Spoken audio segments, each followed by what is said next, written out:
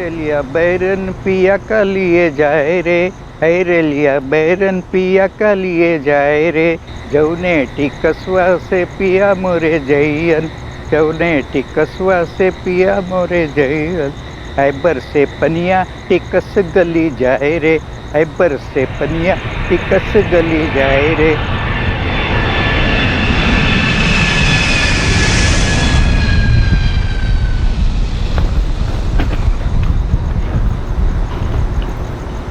कमाल है यार, कोई लेने आया ही नहीं।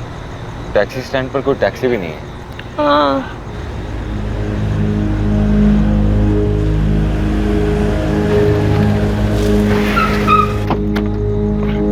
सॉरी भैया, सॉरी सॉरी सॉरी, लेट हो गया। कोई बात नहीं। भाभी चलो। अरे नहीं, क्या कर रहे हो? दिल्ली की मॉडल है तेरी भाभी, ये क्या कनपुरिया स्टाइल में पैर छू के उनकी उम्र बढ़ा रहे हो? और छोटू कैसा है तू? ठीक हो?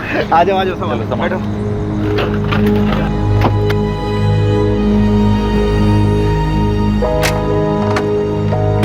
हैरेलिया बैरन पिया का लिए जाए रे, हैरेलिया बैरन पिया का लिए जाए रे, जौने टिकसवा से पिया मोरे जैयन, जौने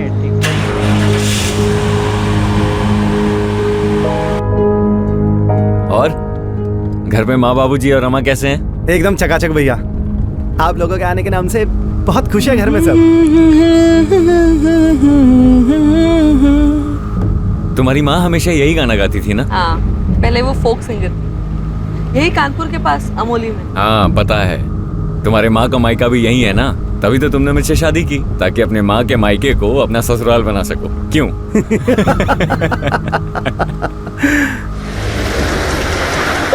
अरे कौन है तुम? कौन है तुम? संतोष अपनी पत्नी शगुफ्ता और बेटे कबीर के साथ कानपुर आया हुआ था अपने घर, अपने परिवार वालों से मिलने। सबका मन उत्साह से भरा हुआ था, लेकिन उन सब की खुशियां एक अंधेरे सपने में तब्दील हो गईं जब रात के अंधेरे में कुछ अज्ञात लोगों ने उन सब पर हमला कर दिया और शगुफ्ता को अपने साथ लेकर चले गए। क्या इस हमले के पीछे वहां के लोकल गुंडों का हाथ था, या फिर यह हमला एक सोची समझी साजिश थी? ऐसी साजिश जो बहुत चालाकी से रची और निभाई गई थी। कौन था इस साजिश के पीछे और कहां थी शगुफ्ता? इन 24 घंटों में शगुफ्ता के परिवार में बहुत कुछ बदल गया था।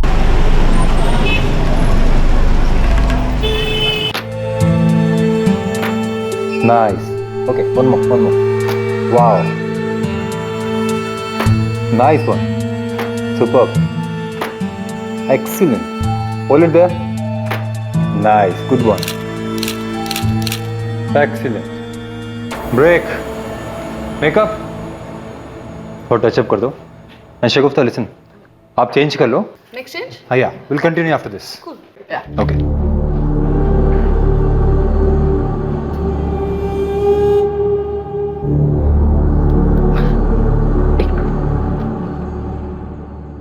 संतोष, तुम कब आए?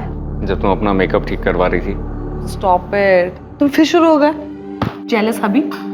यार तुम्हें कोई छूता है ना तो तुम्हें बहुत गुस्सा आता है, पता है बाबा, लेकिन ये मेरा प्रोफेशन है ना। हाँ, एनीवे ये सब छोड़ो, तुम बताओ क्यों आए थे? क्यों आए थे मतलब? 10 बजे की फ्लाइट है। हाँ तो फ्लाइट रात को 10 बजे की है ना, तो अभी बस 2 ही बजे होंगे। हाँ, मैंने सोचा कि इस टाइम पे हम दोनों साथ में जाके माँ बाबूजी के लिए कुछ ले लेते हैं। वैसे डोंट वरी, मैंने माँ बाबा दिवाकर और रमा के लिए शॉपिंग ऑलरेडी कर दी है। कब? जब तुम अपना बिजनेस आगे बढ़ाने में बिजी थे। Thank you. अच्छा चलो, अब तुम जाओ, मुझे लेट होना है। ठीक, चल, see you soon. Bye bye.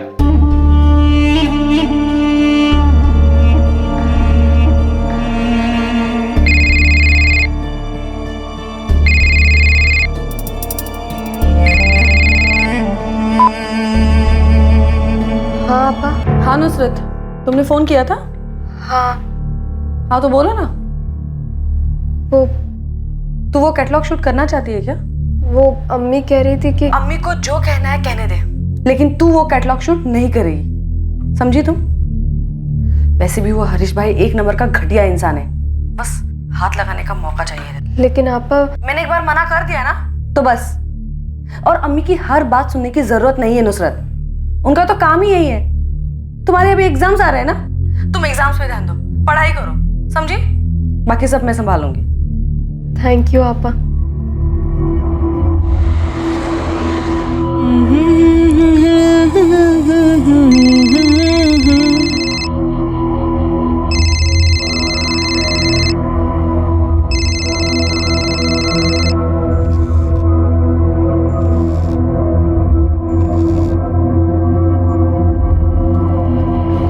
तुझे शूट पे जाना था, गई क्यों नहीं तू? मैं पूछ रही हूँ शूट पे क्यों नहीं गई?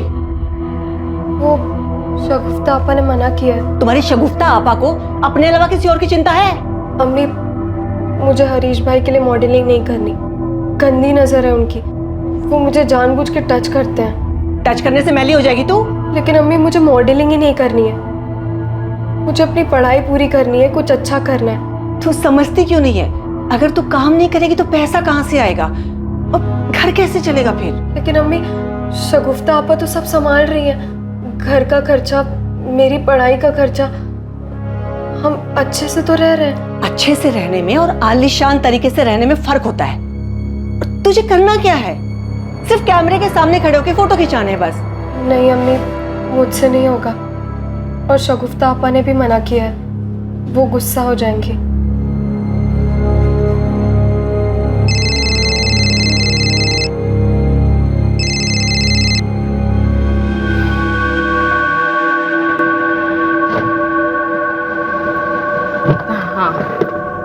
हाँ हो जाएगा। हाँ हाँ, मैं बस नीचे ही हूँ। हाँ, ऊपर ही आ रही हूँ मैं। हाँ हाँ इकबाल, तुम यहाँ पर क्या कर रहे हो? ना तेरी अम्मी फोन उठा रही है और ना ही तेरी बहन। इकबाल, तुम्हें जो भी बात करनी है ना, अम्मी से बात करो। मेरी बहन को बीच में घसीटने की जरूरत नहीं है, समझे तुम? और मेरा पीछा करना बंद कर दो, वरना मुझसे बुरा कोई नहीं होगा, मैं बता दे रही तुम्हें।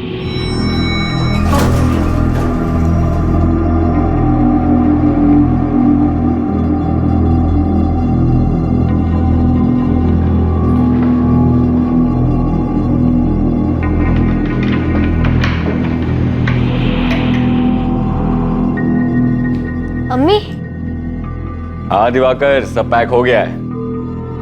अब तो निकलेंगे बस थोड़ी देर में। हाँ हाँ भैया, आइए ना। आपके और भाभी के लिए बहुत ही बढ़िया इंतजार किए हैं हम। और जानते हैं, माँ बाबूजी बहुत ही वेट कर रहे हैं आपका। हाँ हाँ, अब तो पहुंच ही रहे हैं बस। जी भैया, प्रणाम।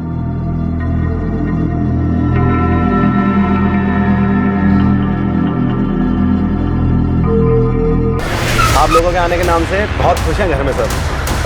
अरे कौन है तुम?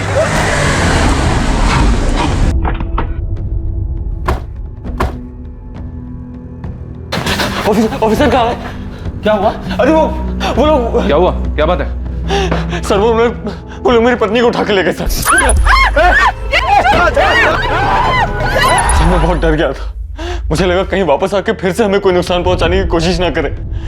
बड़ी मुश्किल से अपने घर पहुंचा सर। सबसे पहले अपने बेटे कबीर को घर पे छोड़ा और जब पुलिस स्टेशन आ रहा था तो मेरा भाई दिवाकर मिला। अरे दिवाकर! अरे भैया! और हम यहाँ आ गए सर। कार का मॉडल, कलर और नंबर क्या है? आपकी पत्नी की आपके पास फोटो है क्या? हाँ सर, सर तो मोबाइल में थी, वो उन लोगों ने छीन ली सर। सर मेरे मोबाइल में है सर। हाँ। इसमें सर मेरी कार की फोटो भी है सर, जिसमें वो भाभी को लेके गए। कौन से?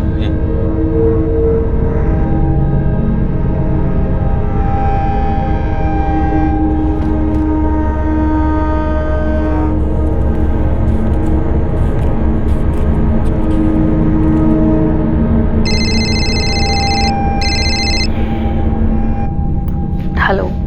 हेलो मम्मी, शगुफ्ता।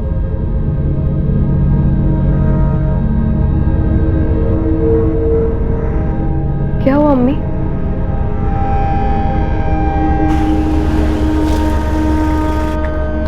पापा, अम्मी गायब।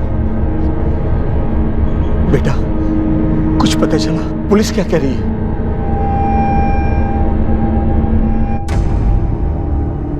शगुफ्ता की खोज बड़े पैमाने पर की जा रही थी। जगह जगह नाकाबंदी लगा दी गई थी, बैरिकेड लगाए जा रहे थे। सभी कार्स को बारीकी से चेक किया जा रहा था। हिस्ट्री शीटर से भी पूछताछ की जा रही थी। जी सर। कुछ पता चला? हर नाके पर हर जगह चेक किया सर, पर कुछ पता नहीं चला। वहाँ भी चेक किया जहाँ ये सब हुआ था। इसी शटर से कुछ मिला? सर वो लोग भी यही कह रहे हैं कि उन्हें नहीं पता कि ये काम किसने करवाया या किस गैंग का काम है। हो सकता है कोई नया गैंग हो। कार की क्या अपडेट है? नो सर, कार अभी तक मिली नहीं।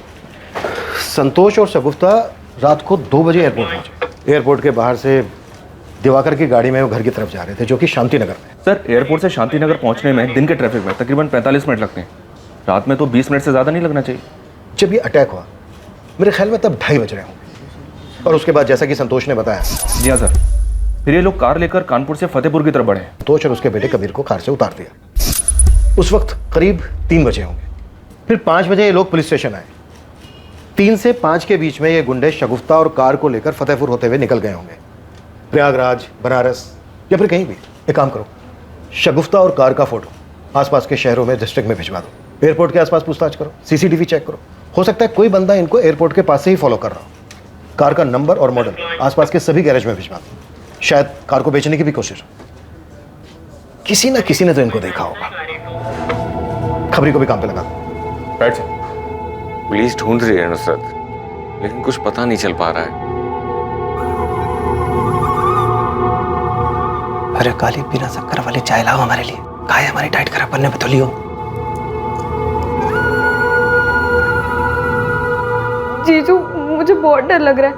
आप लोग पुलिस पर प्रेशर डालिए ना, पता नहीं आपा किस हाल में होंगे।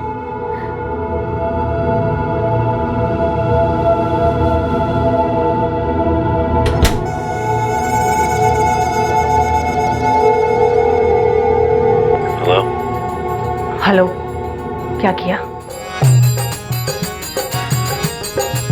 सब हो गया है, निश्चिंत रहो।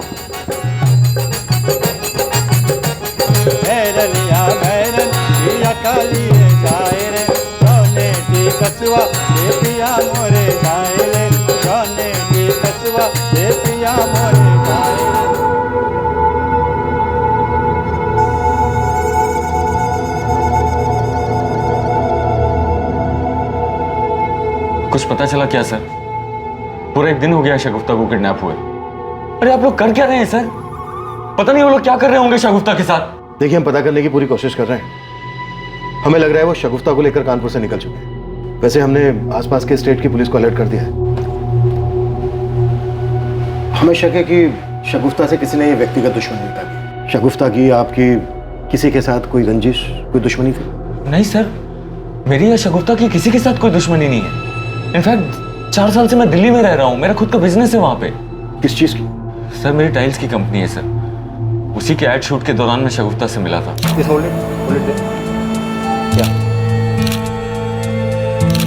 Very nice, very nice.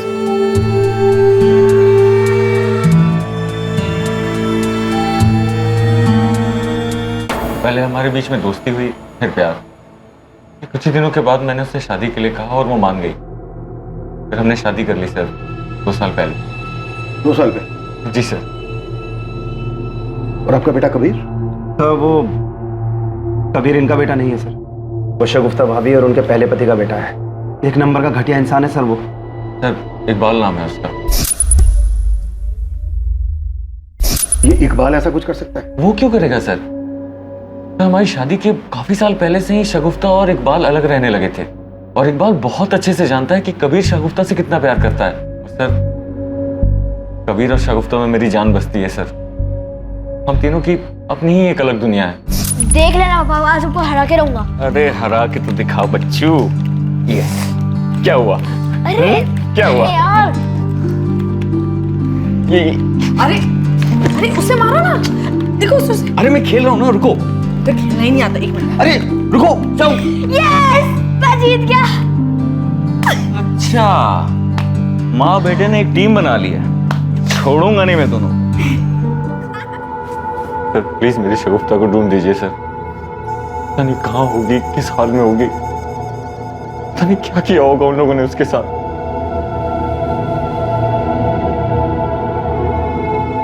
पापा, वो लोग अम्मी को कहाँ ले गए? अम्मी कब मिलेगी? मिल जाएगी बेटा, बहुत जल्द मिल जाएगी।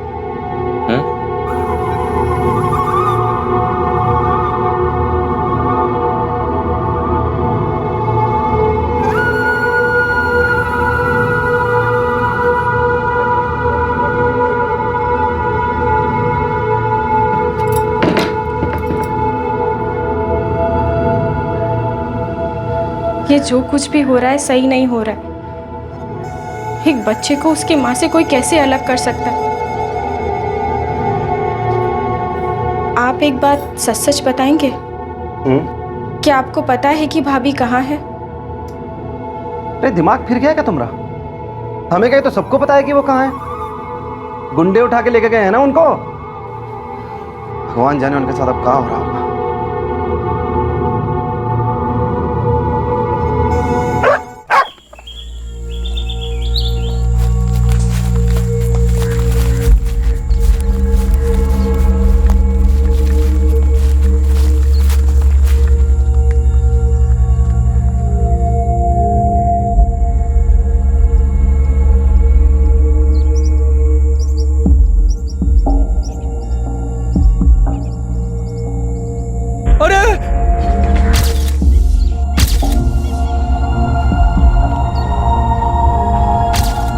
चेहरा साफ करो इसका।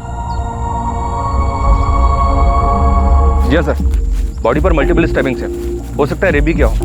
बॉडी पर गहने वगैरह कुछ भी नहीं है। शायद उन लोगों ने पैसे और गहने लूट कर इसे मार दिया और गाड़ी लेकर फरार हो गए। इसकी बॉडी पर 5 वार किए गए, बहुत पास पास। ऐसा लगता है कि वार एक के बाद एक हुए।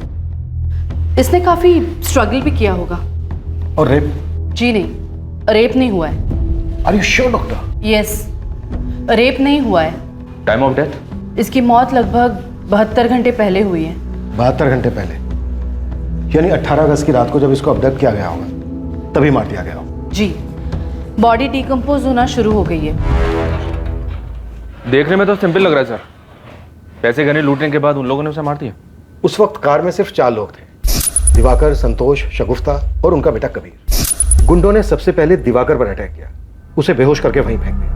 फिर कार को ड्राइव करके वो जंगल की ओर ले गए और वहां पर संतोष के रोने गिड़गिड़ाने के बाद उन्होंने संतोष और उसके बेटे कबीर को उतार दिया। अगर उनका मकसद सिर्फ लूट था तो वो शगुफ्ता को भी वहीं उतार देते, उसे अपने साथ नहीं लेकर जाते। इससे तो एक ही पॉसिबिलिटी बनती है, रेप। हाँ, रेप। वो एक औरत को अपने साथ इसलिए लेकर गए ताकि उसका रेप कर सके, जैसा कि अक्सर क्रिमिनल माइंड होता है। लेकिन उन्होंने शगुफ्ता का रेप नहीं किया, उसके जेवर लूटे और मल्टीपल स्टेपिंग करके उसको मार दिया। हो सकता है सर वो लोग उसे भी ना मारना चाहते हो, बट शगुफ्ता ने उनका चेहरा देख लिया होगा। हो सकता है, लेकिन अब भी सवाल वहीं का वहीं है कि जब उन्हें शगुफ्ता का रेप करना ही नहीं था तो उसे अपने साथ लेकर क्यों गए? और अगर लूट करने के बाद शगुफ्ता को मारना ही था तो बाकी सबको क्यों छोड़ दिया, उन्हें क्यों नहीं मारा? त्रिवेदी, पता नहीं क्यों मुझे ऐसा लग रहा है कि शगुफ्ता का अबडक्शन उसे मारने के लिए किया गया था। कोई तो है जो किडनैपिंग की आड़ में शगुफ्ता को मारना चाहता था। तो फिर ऐसा कौन हो सकता है सर? त्रिवेदी, शगुफ्ता के घर वालों के बारे में पता करो, यहाँ कानपुर में भी और दिल्ली में भी। ये क्राइम जितना सिंपल दिख रहा है ना, उतना है नहीं। एक औरत इतने टाइम के बाद यहाँ कानपुर आती है और आते ही उसको मार दिया जाता है। मुझे लग रहा है कि हमें कहानी दिखाई कुछ और जा रही है, जबकि असल कहानी है कुछ और।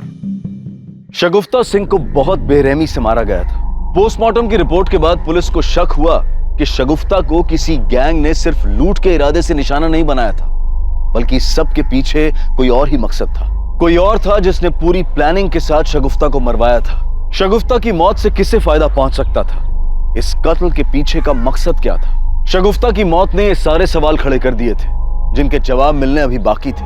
मुझे तो समझ ही नहीं आ रहा है कि मैं आपसे क्या कहूं।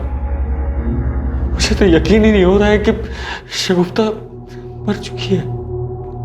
तुम्हारी वाइफ और तुम्हारी फैमिली के बीच सब कुछ ठीक चल रहा था? हाँ, सब कुछ बिल्कुल ठीक था हमारे बीच। वो हमारे घर की बहू थी, क्या बुरा हो सकता था? लेकिन आपके पड़ोसियों का तो कुछ और ही कहना है। अरे कुछ भी ठीक नहीं था सर। शादी के बाद संतोष अपनी पत्नी को लेकर आया था, लेकिन उसके बाप ने घर में पैर तक रखने नहीं दिया। पूरे खानदान के मुंह पर काली खमली है तुमने। एक तो एक बच्चे की माँ और ऊपर से उन लोगों की। अरे हमारे में क्या लड़कियों का अकाल पड़ गया है?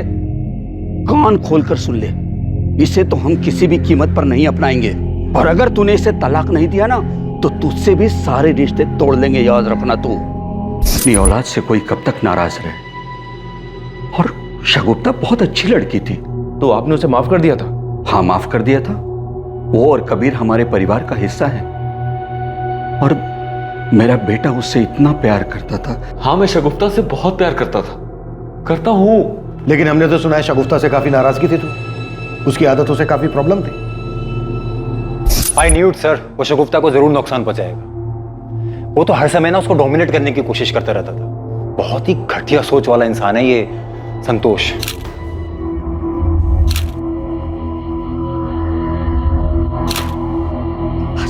व्हाट इज दिस शगुफ्ता? मैंने तुमसे सुबह ही कहा है ना, मुझे तुम्हारे ऐसे ऐसे कपड़े पहनना बिल्कुल पसंद नहीं है।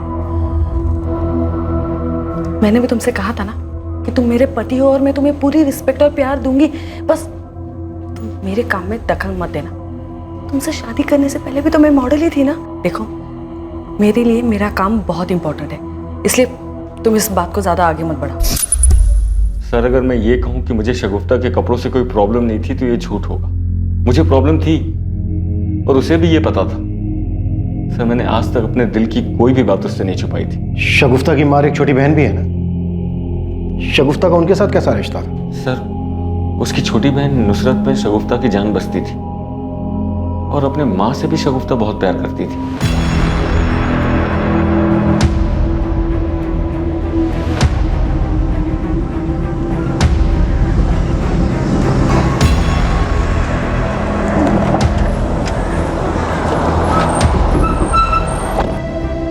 पूरे हैं, गिन लेना। मैं जानती हूँ मेरी बेटी को किसने मारा। इकबाल ने मारा है मेरी बेटी को। इकबाल ऐसा क्यों करेगा? संतोष का तो कहना है कि शगुफ्ता और इकबाल काफी पहले ही अलग हो गए थे। हाँ, अब वो अलग रहते थे, लेकिन शगुफ्ता ने संतोष से मिलने के बाद इकबाल से डाइवोर्स के लिए अप्लाई किया था। वो संतोष के साथ शादी करना चाहती थी, लेकिन इकबाल उसे तलाक देने के लिए तैयार ही नहीं था। वो तो बौखलाया हुआ था।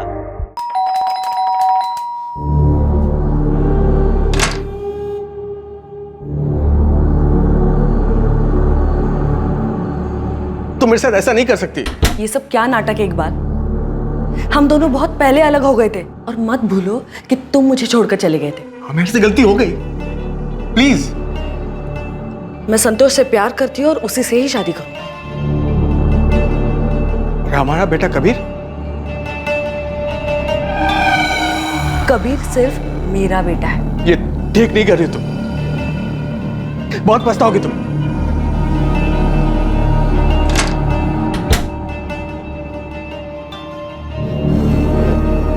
मैंने बहुत प्यार से पाला था सर अपनी बच्ची को। मैंने सोचा भी नहीं था कि उसके साथ ये सब हो जाएगा। आपका नाम रागनी है और आपकी दोनों बेटियों का नाम शगुफ्ता और नुसरत। जी, मैं यही कानपुर के पास अमोली की रहने वाली हूँ। फोक सिंगर थी। अभी भी कभी कभी गा लेती हूँ। प्रोग्राम के दौरान शगुफ्ता के अब्बू अशफाक से मेरी मुलाकात हुई। मुझे प्यार हो गया और हमने शादी कर ली। शादी के 3 साल बाद मेरे हस्बैंड की डेथ हो गई। सर, मैं ही जानती हूँ कि मैंने अपने दोनों बच्चियों को कैसे पाला है। रागनी जी, इस हिसाब से तो आपकी छोटी बेटी बहुत छोटी है। जी, नुसरत मेरे जेठ की बेटी है। जब ये 3 साल की थी तब मैंने इसे गोद लिया था। शगुफ्ता की शादी हो गई थी, मैं अकेले पड़ गई थी, इसलिए मैंने इसे गोद लिया था। सर, मैंने दोनों बच्चों को बहुत प्यार से पाला है। आप उस इकबाल को पकड़िए सर। कहाँ मिलेगा ये इकबाल?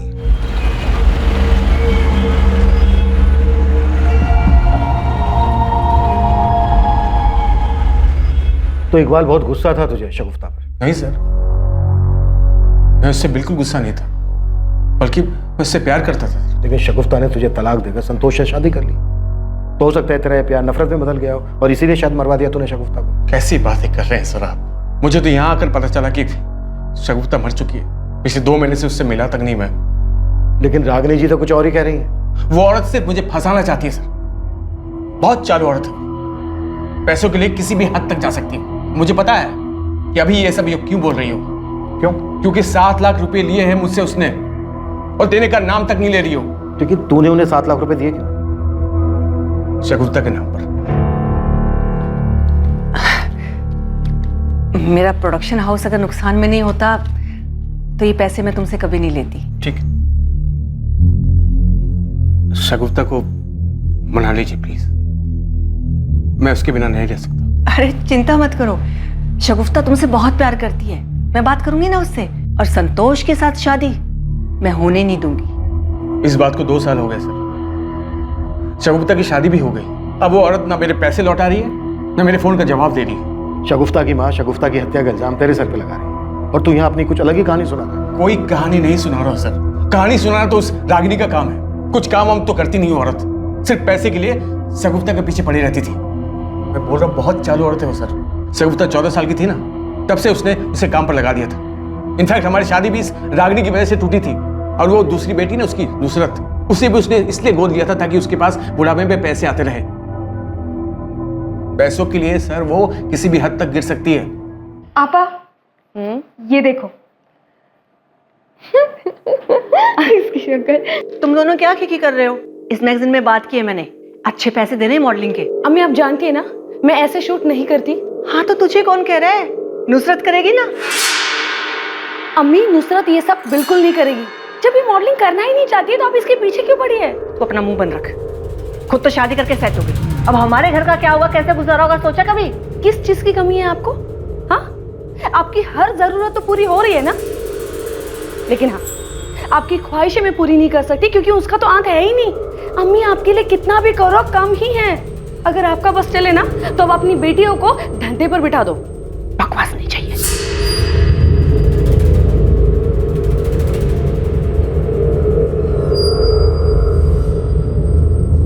हाँ हाँ आप चिंता मत कीजिए, आ जाएगी। सुन, दिल्ली से हरीश भाई का फोन था। पिछली बार तो एडजस्ट कर लिया था उसने, इस बार नहीं गई तो प्रॉब्लम हो जाएगी। लेकिन अम्मी अभी अभी तो शगुफ्ता आपा का इंतकाल हुआ और अभी आप मुझे ये सब कह रही हैं। तेरी शगुफ्ता आपा नहीं है इसलिए तो कह रही हूँ। अब घर को कौन संभालेगा? तुझे ही संभालना पड़ेगा ना। देख तू भले ही मेरे लिए कुछ मत कर, अपने लिए भी कुछ मत कर, लेकिन वो मासूम कबीर, उसकी जिम्मेदारी तो हमारे ऊपर है ना। टिकट्स करवा दे तुम्हारी, पैकिंग कर लो। आप नहीं आएंगी? नहीं, मुझे यहाँ कुछ काम है। कबीर थोड़ा सा खा लो बेटा। मुझे भूख नहीं है, मुझे सिर्फ अम्मी चाहिए।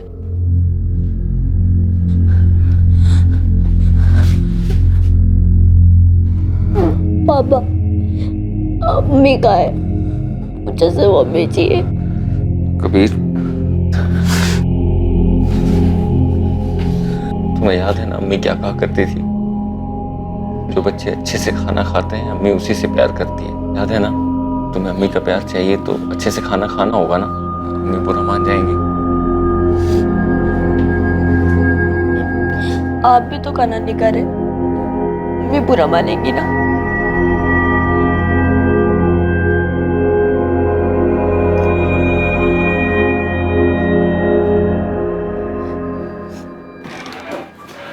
जी सर। कार का कुछ पता चला? नहीं सर, कानपुर के बॉर्डर के पास हर जगह पता कर लिया। और इकबाल का? जी हाँ सर, इकबाल के बारे में पता करवाया। काफी रसिक मिजाज का आदमी है, ड्रिंक्स करता है, कभी कभी औरतें भी आती है उसके पास। कबीर 8 साल का था जब शगुफ्ता और इकबाल अलग हुए थे। ये कॉल रिकॉर्ड्स आ गए सर, ये देखिए। इकबाल रागिनी और नुसरत को बार बार कॉल कर रहा था सर, और शगुफ्ता को भी। हो सकता है अपने 7 लाख रुपए वापस लेने के लिए पीछे पड़ा। सर फैमिली के बाकी मेंबर्स तो क्लीन है, पर इस रागिनी का कुछ झोल लग रहा है। ये देखिए सर, ये रागिनी यहाँ कानपुर में किसी के रेगुलर टच में थी, किसी शैलेंद्र नाम के आदमी के। और जिस रात शगुफ्ता यहाँ कानपुर में आई थी उस रात भी इसने शैलेंद्र को 8 बार कॉल किया था। हाँ मैंने किया था फोन। शैलेंद्र मेरा चचेरा भाई है। कमाल है, चचेरा भाई है तो आपने इतने सालों से अपने चचेरे भाई से कांटेक्ट क्यों नहीं किया? जहां तक मैं देख पा रहा हूँ पिछले 2 महीने से ही आप दोनों के बीच बातचीत हो रही है। असल में ये भी एक फोक सिंगर है, लेकिन यहाँ कानपुर में रहकर कोई क्या कमाएगा। मैंने इससे कहा था कि दिल्ली में आ जाओ, मेरे साथ काम कर लो। सर क्या एक बहन अपने भाई के लिए इतना भी नहीं कर सकती? हम तो गाने बजाने वाले लोग हैं साहिब, लेकिन यहाँ फिल्मी गानों के आगे अब लोग हमें पूछते ही कहाँ हैं। वो तो रागिनी दीदी ने कहा कि वो मेरे साथ एल्बम निकालेंगी, तो मैंने भी हाँ कह दिया।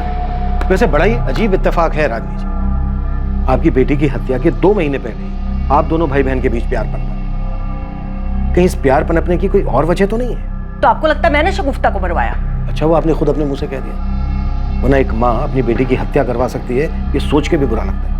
ऐसे जो औरत अपनी बेटी के पहले पति से अपनी बेटी के नाम पर पैसे ले सकती है और एक बच्ची को इसलिए गोद ले सकती है कि अपने स्वार्थ के लिए उसकी इच्छा के विरुद्ध उससे काम करवा सके, वो औरत कुछ भी कर सकती है। मैं अच्छी तरह से जानती हूँ आपके कान में ये सब बातें कौन डाल रहा है। मुझे बस इतना पता है कि मैंने कुछ नहीं किया, ये सारा किया था उस इकबाल का है। शगुफ्ता उसे मिली नहीं तो उसने बर्बाद दिया उसे, और अब सारा इल्जाम मुझ पे लगा रहा है। सर, अगर आपको मेरे खिलाफ कोई भी सबूत मिले तो आप गिरफ्तार कर सकते हैं मुझे। साहब सच में हमने कुछ नहीं किया।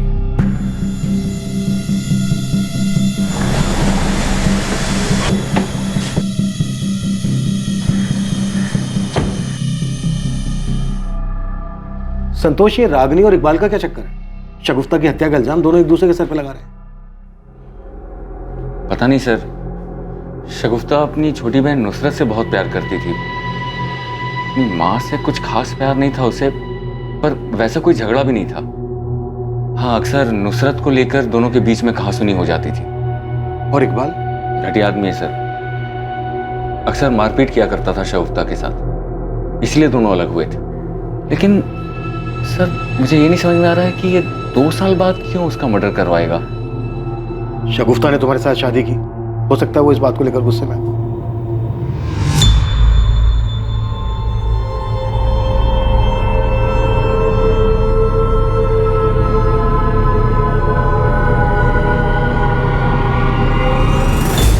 सर, दिल्ली पुलिस ने शगुफ्ता की बिल्डिंग की सीसीटीवी फुटेज भेजी है। 17 अगस्त की फुटेज है ये।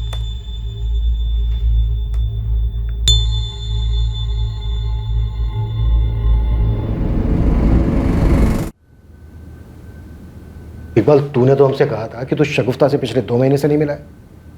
पता क्या है मैंने? शगुफ्ता की मौत से 1 दिन पहले तू शगुफ्ता के घर गया था। हाँ सर, मैं वहां पर गया था क्योंकि रागिनी न मेरा फोन उठा रही थी न मेरे पैसे लौटा रही थी, तो शगुफ्ता से यही कहने गया था मैं। अगर तू सिर्फ पैसों की बात करने गया था तो ये क्या है? क्या है ये? अब आगे बकेगा या आगे की कहानी भी दिखाऊं? शगुफ्ता, देख, जहां पैर होता है ना, वहीं इतना गुस्सा होता है। मैं जानता हूं तुम मुझसे बहुत प्यार करती है ना? दिमाग खराब हो गया तेरा? हाँ, मेरे दिल में तेरे लिए कुछ भी नहीं है, न प्यार, न गुस्सा, न नफरत, कुछ नहीं। समझा तू? तू झूठ बोल रही है, मुझे मालूम है। तू मुझे जलाने के लिए उस संतोष से शादी की। देख, तेरे से अलग होने के बाद तेरी वैल्यू समझाऊं मैं। देख प्लीज, संतोष को छोड़ के मेरे पास आ जा, प्लीज। इस गलतफहमी में मत रहना तुम। मैं संतोष से इसलिए शादी करी क्योंकि मैं उससे प्यार करती हूँ, और तेरे लिए ना मेरे दिल में कुछ भी नहीं है। अपने दिमाग में डाल दे, कुछ भी नहीं।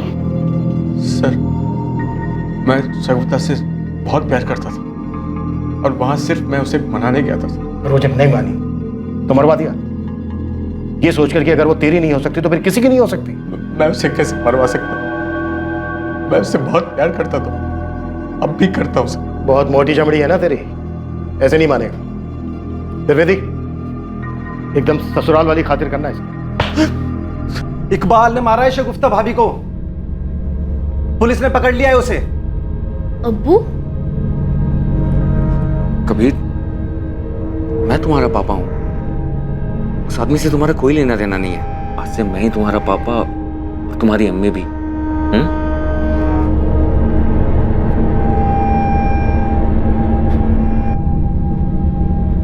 बहुत हो गया तुम लोग का ड्रामा। कबीर की नानी जिंदा है अभी। कबीर मेरे साथ जाएगा, चल बेटा। अरे, आप कबीर को नहीं ले जा सकती हैं। तुम कैसे रोकोगे मुझे? क्या लगता हो कबीर के? कबीर का तुम्हारा खून का रिश्ता तक नहीं है। चल बेटा। आप मुझे कबीर से अलग क्यों कर रही हैं?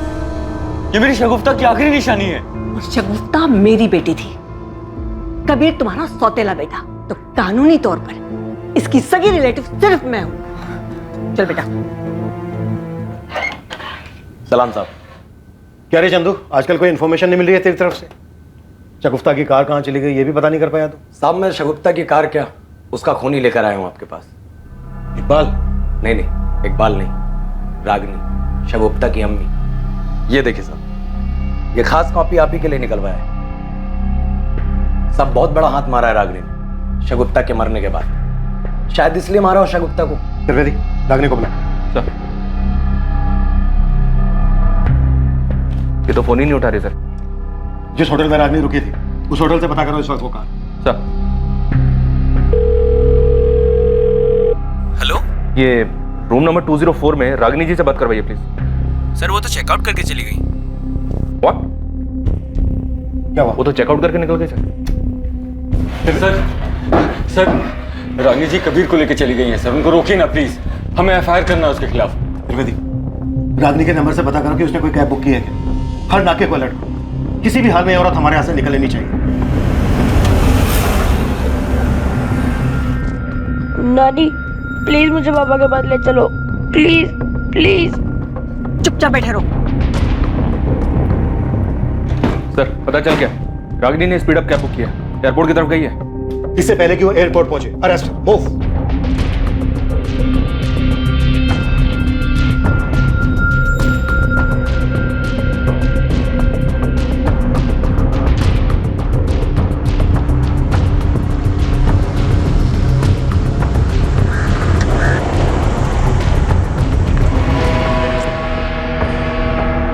आपने ही शगुफ्ता की हत्या करवाई है। और मैं ऐसा क्यों करूंगी? शगुफ्ता की उस जमीन के लिए जिस पर आपकी बहुत दिनों से नजर थी। शगुफ्ता ने यहाँ कानपुर में काफी जमीन खरीद ली थी, दिल्ली में भी काफी प्रॉपर्टी बना ली थी। शगुफ्ता के विल के हिसाब से उसके मरने के बाद उसका सब कुछ उसके बेटे कबीर के नाम हो जाता और पावर ऑफ अटॉर्नी आपको मिल जाता। शगुफ्ता के मरते ही आपने उसकी कानपुर की सारी जमीन बेच दी। इनफैक्ट पिछले 2 महीने से ये जमीन बेचने की आप प्लानिंग कर रहे हैं, इसीलिए पिछले 2 महीने से आप अपने चचेरे भाई शैलेन से लगातार बात कर रहे थे। ये आप क्या कह रहे हैं? आपके चचेरे भाई शैलेन ने सब कुछ बता दिया। शगुफ्ता से पैसे निकलवाना आपके लिए मुश्किल हो गया था क्योंकि वो आपकी फितरत समझ गई थी। लेकिन शगुफ्ता की मौत के बाद आपको काफी फायदा हुआ। एक तो आप नुसरत से बड़े आराम से काम करवा सकते थे, दूसरे शगुफ्ता की मौत के बाद जो उसकी प्रॉपर्टी उसके बेटे कबीर के नाम होने वाली थी उस पर राज कर सकते थे। इनफैक्ट आप कबीर को अपने साथ इसीलिए लेकर जा रही थी ताकि बाकी बची हुई प्रॉपर्टी को आप अपने काबू में ले सके, उस पर हक जमा सके। और फिर कौन जाने, प्रॉपर्टी के लालच में एक ना एक दिन आप कबीर को भी मरवा देते। अब सच सच बताइए रागनी जी, किससे मरवाया आपने शगुफ्ता को? किसे दी थी सुपारी? मैं आपकी सारी बातें मानती हूँ, मैं मानती हूँ कि मैं बहुत बुरी माँ हूँ, लेकिन इतनी बुरी नहीं कि अपनी ही बच्चे की जान ले लूं मैं। आप जैसी औरत ना लालच के लिए कुछ भी कर सकते हैं। सर इकबाल रागिनी के फोन कॉल्स डिटेल्स सब चेक कर लिए, पर दोनों में कुछ भी सस्पिशियस नहीं दिख रहा है। इस केस की खास कड़ी वो कार जिस कार में शगुफ्ता को ले जाया गया था, उस कार के बारे में हमें अभी तक पता नहीं चला सर।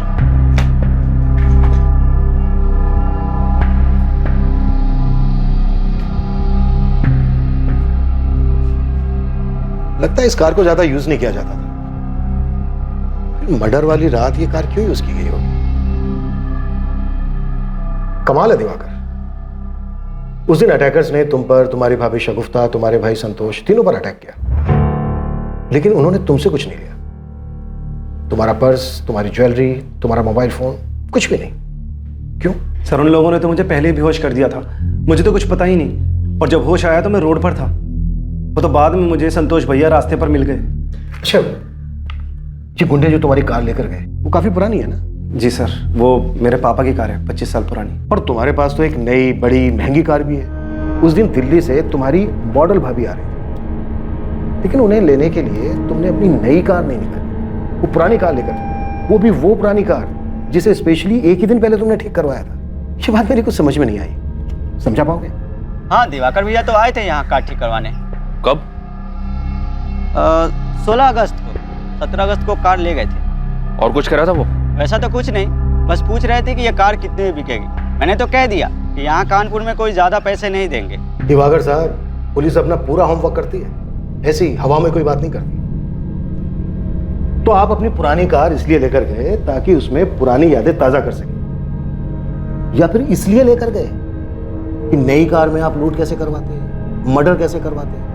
क्योंकि आपको अपनी नई कार तो बहुत प्यारी है ना? सर मैंने कुछ अरे नहीं रुकिए किया। रुकिए रुकिए, इतनी जल्दी क्या है? बहुत सबूत है हमारे पास। ये रहे दिवाकर साहब आपके कॉल रिकॉर्ड्स। जब हमने आपके कॉल रिकॉर्ड्स दोबारा से चेक किए तो हमारे सामने आया कि अटैक की रात से लेकर अब तक आपको गोंडा से बहुत सारे कॉल आ रहे थे, वो भी एक लैंडलाइन नंबर से। तो हमने सोचा भाई पता किया जाए ये नंबर किसका है जो दिवाकर साहब को इतना परेशान कर रहा है, इतने कॉल कर रहे हैं। तो हमने पता किया तो हमें मालूम हुआ कि ये नंबर तो एक स्क्रैप डीलर का है। हमने उससे पूछा भाई तुम दिवाकर साहब को इतने सारे कॉल क्यों कर रहे थे? तो पता है उसने हमें क्या बताया? वो जो आपकी खानदानी कार थी जिसमें आप अपनी पुरानी यादें ताजा करने गए थे, जिसे पुलिस बेसब्री से ढूंढ रही थी, वो कार उसी ने खरीदी। अब ये बोलिए सब तूने खुद किया क्या तेरा बाप भी शामिल है इसमें? क्योंकि तेरे बाप को भी शगुफ्ता पसंद नहीं थी ना।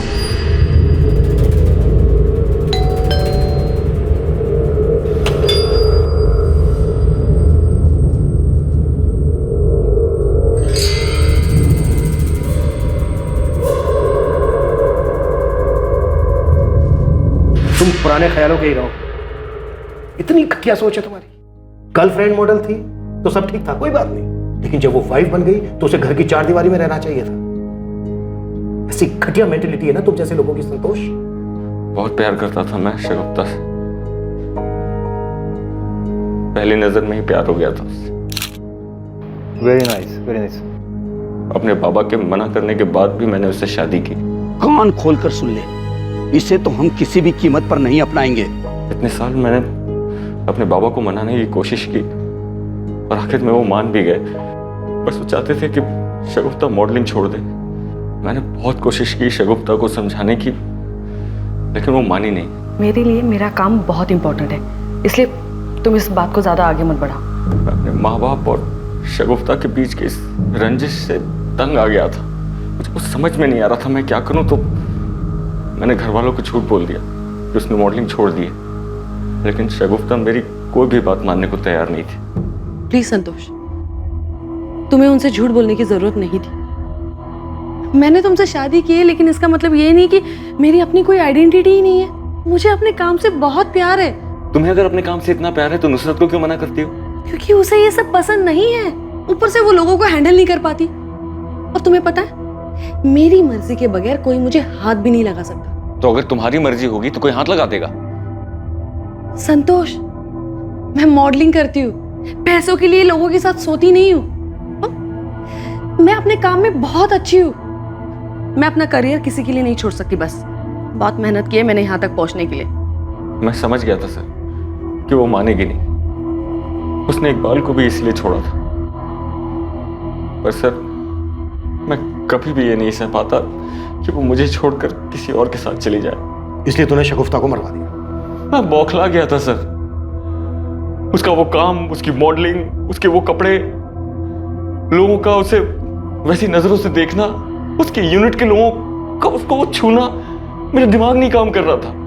ऊपर से मैंने शगुफ्ता से शादी करके अपने घर वालों को बहुत तकलीफ दी थी। अब अगर उनके शगुफ्ता को अपनाने के बाद हमारा तलाक हो जाता तो कितना बुरा लगता उन्हें। मैं ये सब नहीं चाहता था। तो तूने दिवाकर के साथ मिलकर शगुफ्ता को मारने की प्लानिंग कर ली? जी। निकल। शगुफ्ता को लेकर इतनी खलिश थी तेरे मन में, और तू इसे प्यार कह रहा है? प्यार नहीं था ये। तुझे बस एक खूबसूरत ट्रॉफी वाइफ चाहिए थी जिसे तू दुनिया को दिखा सके। अगर तू सच में प्यार करता ना शगुफ्ता से, तो उसकी इज्जत करता, उसके काम की इज्जत करता, उसके सपनों की इज्जत करता, उसे उसकी खुशी चुनने देता, जबरदस्ती उसे अपने रंग में रंगने की कोशिश नहीं करता। तुझे किसी की जिंदगी से खेलने का कोई हक नहीं था, लेकिन तूने अपनी जिद, गुस्से और जलन की वजह से अपनी ही पत्नी को मरवा दिया। कबीर के सर से उसकी मां का साया छीन लिया। इसके लिए तुझे कभी कानून माफ नहीं करेगा, और न ही कभी कबीर।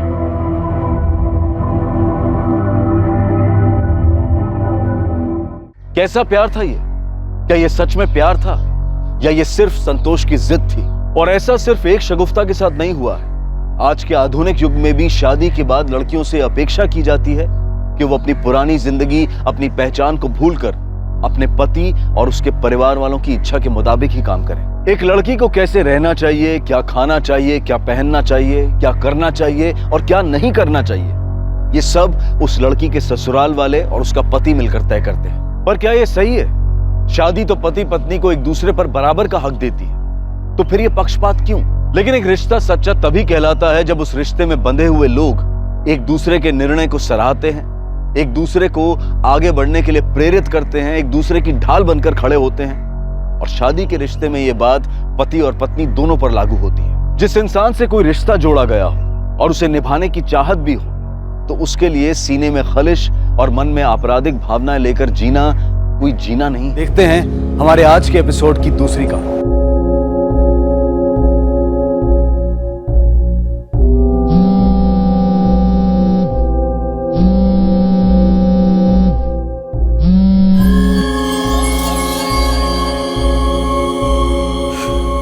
तपन मेरा फोन नहीं उठा रहा है। उसे और थोड़ा टाइम दो, परेशान है वो, अभी सब कुछ नहीं भूला पाया वो। तपन ने तो पीना भी शुरू कर दिया है। जानता हूं, कल रात को जब देर से लौटा था तो मैंने ही दरवाजा खोला था। खाना गरम कर दो बेटा, तुम्हारी मम्मी तुम्हारे वेट करते करते सो गई 12 बजे। मैं खा गया। फिर पिया होगा, कुछ खाया नहीं होगा। चलो कुछ खा लो। नहीं खाना।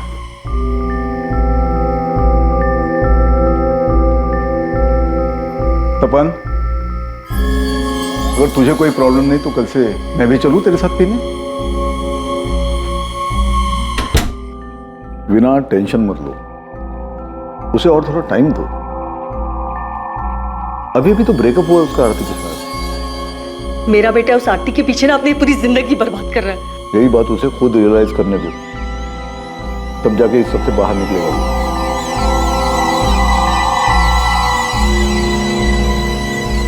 क्या ना तपन, मुझे तुझसे कोई बात नहीं करनी है संजय। आरती शादी कर रही जीतू से, डेट फाइनल हो चुकी है, 7 नवंबर। मैंने तुझे कहा था कि उससे पूछ कर और मुझे बता। नहीं, तूने नहीं कहा था, लेकिन तुझे पता होना चाहिए। तुझे पता होना चाहिए जिस ब्रेकअप को लेकर पिछले 2 महीने से उदास घूम रहा था, उससे आरती को कोई फर्क नहीं पड़ रहा है। वो शादी कर रही है और अपनी लाइफ में आगे बढ़ रही है खुशी खुशी। आगे से अगर मेरी मम्मी तुझे फोन करके मुझसे बात करने को कहे तो उनसे कहना मेरी लाइफ में दखल अंदाजी करने की जरूरत नहीं है। भाई तू कितना भी दुखियारा बन के घूम, आरती वापस नहीं आने वाली तेरी जिंदगी में। ठीक है Sanjay, leave me alone. She is gone. मुझे तेरी या किसी की हमदर्दी की कोई जरूरत नहीं, और तरस खाना बंद करो मुझ पर। कई सालों के रिलेशन में गर्लफ्रेंड से ब्रेकअप ने एक आदमी को इस हद तक नाउम्मीद कर दिया था कि वो खुद को बर्बाद करने के रास्ते पर चल पड़ा और अपनी भावनाओं के बवंडर और तकलीफ से भागने की चाह ने तपन को उतावलेपन और लापरवाही की कगार पर लाकर खड़ा कर दिया था। कहते हैं कि लोगों का मिलना बिछड़ना, रिश्तों का बनना और बिगड़ना, ये सब संजोग है, सब नियति का खेल है जिस पर इंसान का कोई बस नहीं चलता। पर शायद दर्द में जी रहे 28 वर्षीय तपन गर्ग के लिए अभी ये बात स्वीकार कर पाना बहुत मुश्किल था। वो एक ऐसी अवस्था में था जिससे बहुत सारे नौजवान गुजरे होंगे और शायद आगे भी गुजरेंगे। भले ही रिश्ता खत्म हो चुका था, पर तपन के सर पर अपने आप को खत्म करने का जुनून सवार था।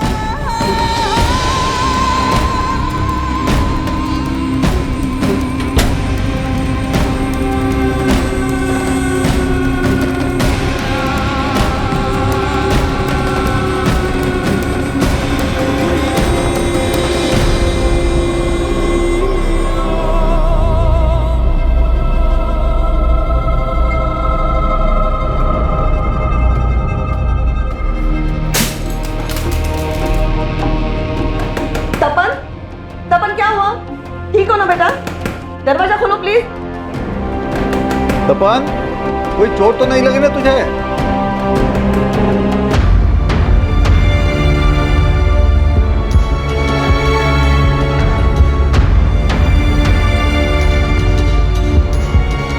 भाई साहब इधर। हेलो भाई साहब, एक से बढ़कर एक आइटम। आओ ना, मैं दिखाता हूँ। देखने का पैसा नहीं है भाई साहब। अरे भाई साहब, यहाँ आपके हिसाब की मिलेगी। भाई साहब यहाँ आओ ना। ओ साहब, आप कहाँ घूम रहे हो? आप जो ढूंढ रहे हो वो सिवाय मेरे किसी के पास नहीं। आइए मेरे। आरती नाम की मिलेगी। अरे आपके लिए आरती नाम रखवा देंगे। आप आओ तो सही मेरे साथ। देख, चुपचाप रहनी चाहिए, ना हंसनी चाहिए ना कुछ बोलनी चाहिए। जो मैं करूँगा ना करूँगा। 100% मिलेगी। जो मन में आए सब करो। बस एक काम करना, मारपीट नहीं करने, वरना लफड़ा होगा। आइए साहब आइए। नीलिमा, इनको बिल्कुल हमारी लैला टाइप की चाहिए। हमारे खास आदमी है, अच्छा रेट लगा दो। देखिए साहब, लैला का 1 घंटे के लिए 800 रुपए है। आप उसे 2 घंटे के लिए लेके जाइए और मुझे 1200 रुपए दीजिए। हाँ।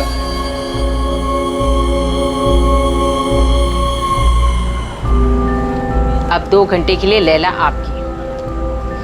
अपने साथ नहीं लाए होंगे ना, तो ये पहन ले। लीजिए सकती है।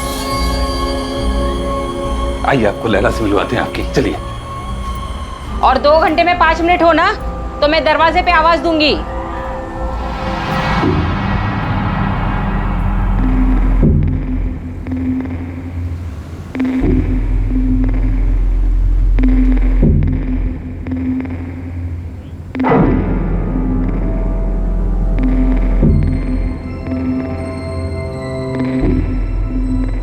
इस वक्त इस कमरे में बैठा तपन गर्ग अपने अंदर की अशांति और निराशा के कारण एक अपराध के क्षेत्र में प्रवेश कर चुका था और आगे चलकर अनजाने में वो एक अपराध का हिस्सा भी बनने वाला था, या फिर संयोग उसका जीवन बदलने वाला था।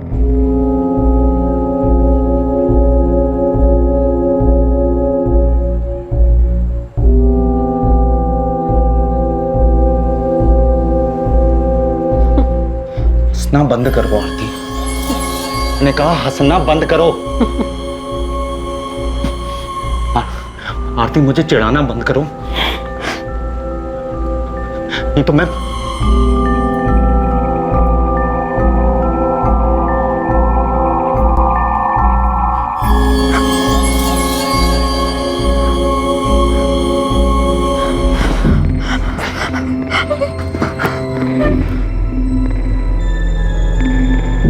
कुछ नहीं करना है मुझे तुम्हारे साथ, कुछ नहीं।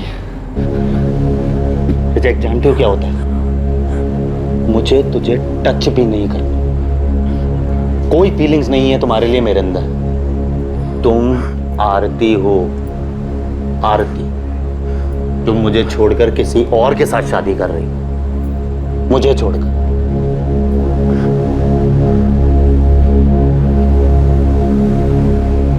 ऐसे ही छोड़कर चली गई,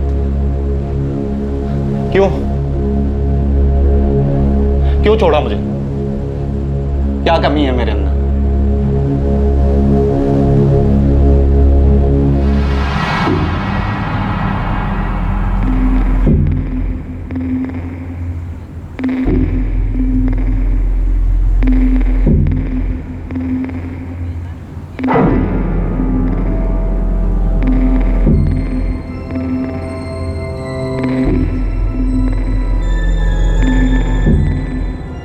अभी 2 घंटे हुए नहीं है।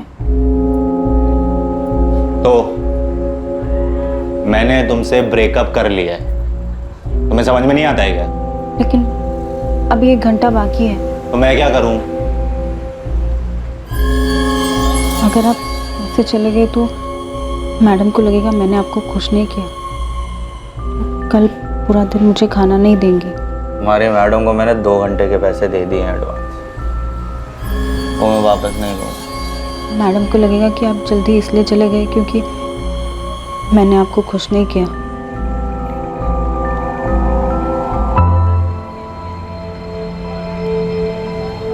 क्या कमी है मुझमें? ऐसे ही छोड़कर चल।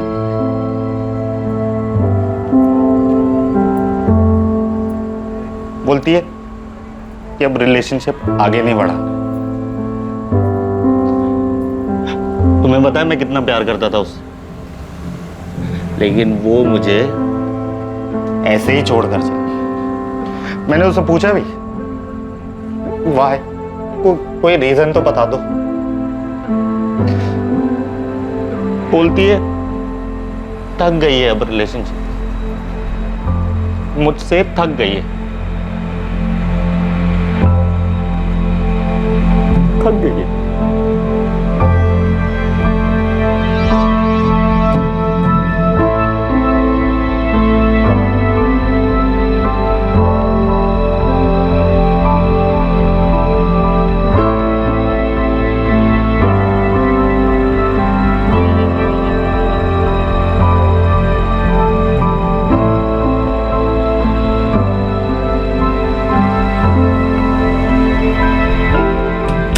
साला इस लैला से सब कस्टमर नाखुश होकर जाते हैं, लेकिन इस बंदे ने इसमें ऐसा कौन सा ताजमहल देख लिया? दोनों सड़ियल हैं, जैसा वो वैसी लैला, अब दोनों की जम गई। हमारी फैमिलीज को हमारे रिश्ते से कोई प्रॉब्लम नहीं, कुछ भी नहीं, ना कोई कास्ट वास्ट, ना रिच पुअर, कुछ भी नहीं। बस वो थक गए, अब मैं उसे पसंद नहीं। कुछ कमी दिखती है क्या मुझ में तुमको? हाँ? जीतू का नाम है आरती के वेडिंग का, उसमें कोई कमी नहीं, कमी मुझ में। 3 साल से मेरा आरती के साथ सब कुछ था, और जीतू को तो 6 महीने से जानती है, लेकिन कमी मुझ में। आरती के वेडिंग कार्ड पर मेरा नाम होना चाहिए था, मालूम है? कितना दर्द होता है मुझे तुम जानती हो। एक हफ्ते से मैं तुमसे बात कर रहा हूं, तुमको फील नहीं होता है क्या मेरे अंदर का दर्द? मेरे अंदर कोई कमी है, बता सकती हो मुझे?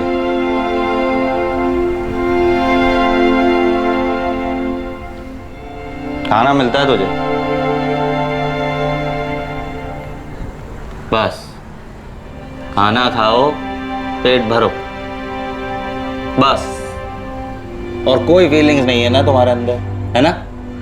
मैं खाना नहीं खा पा रहा हूं, सो नहीं पा रहा हूं चैन से, जी नहीं पा रहा हूं, रोज मरने की सोचता हूं, इसलिए चला आता हूं यहाँ नरक में।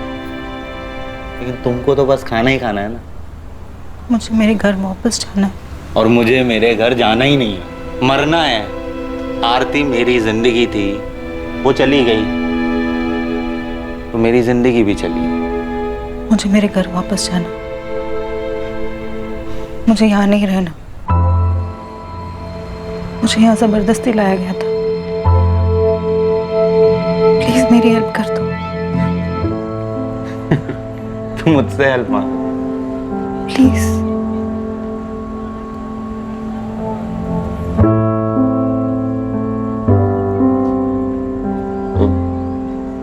क्या नाम बताया था तुमने अपना?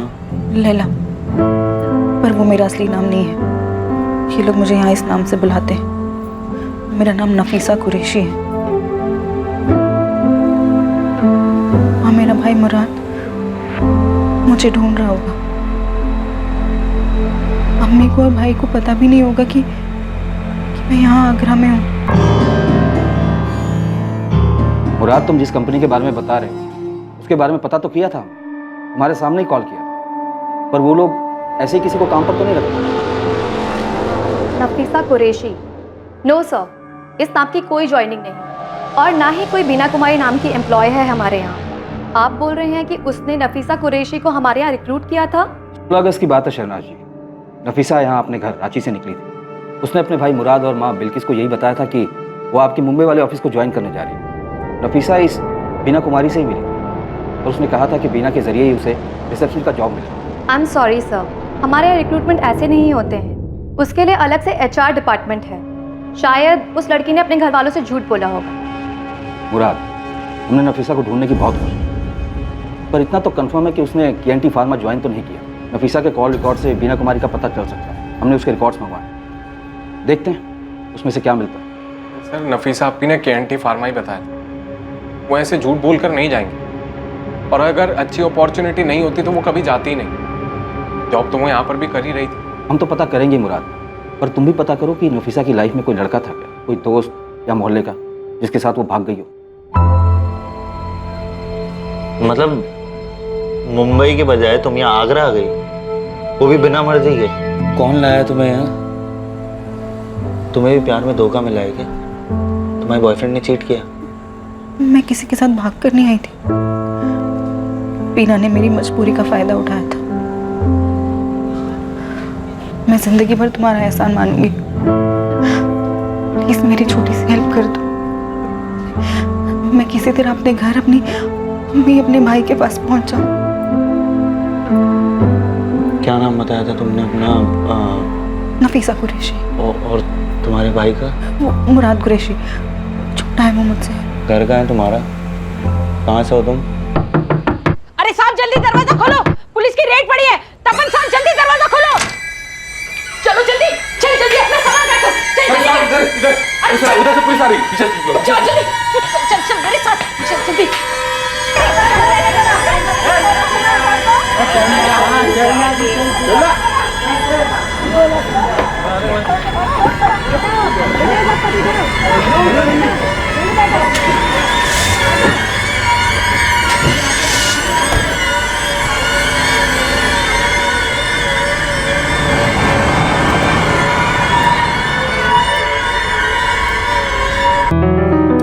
ये ले पराठा, और एक बनाओ या कुछ और खाएगा? बस।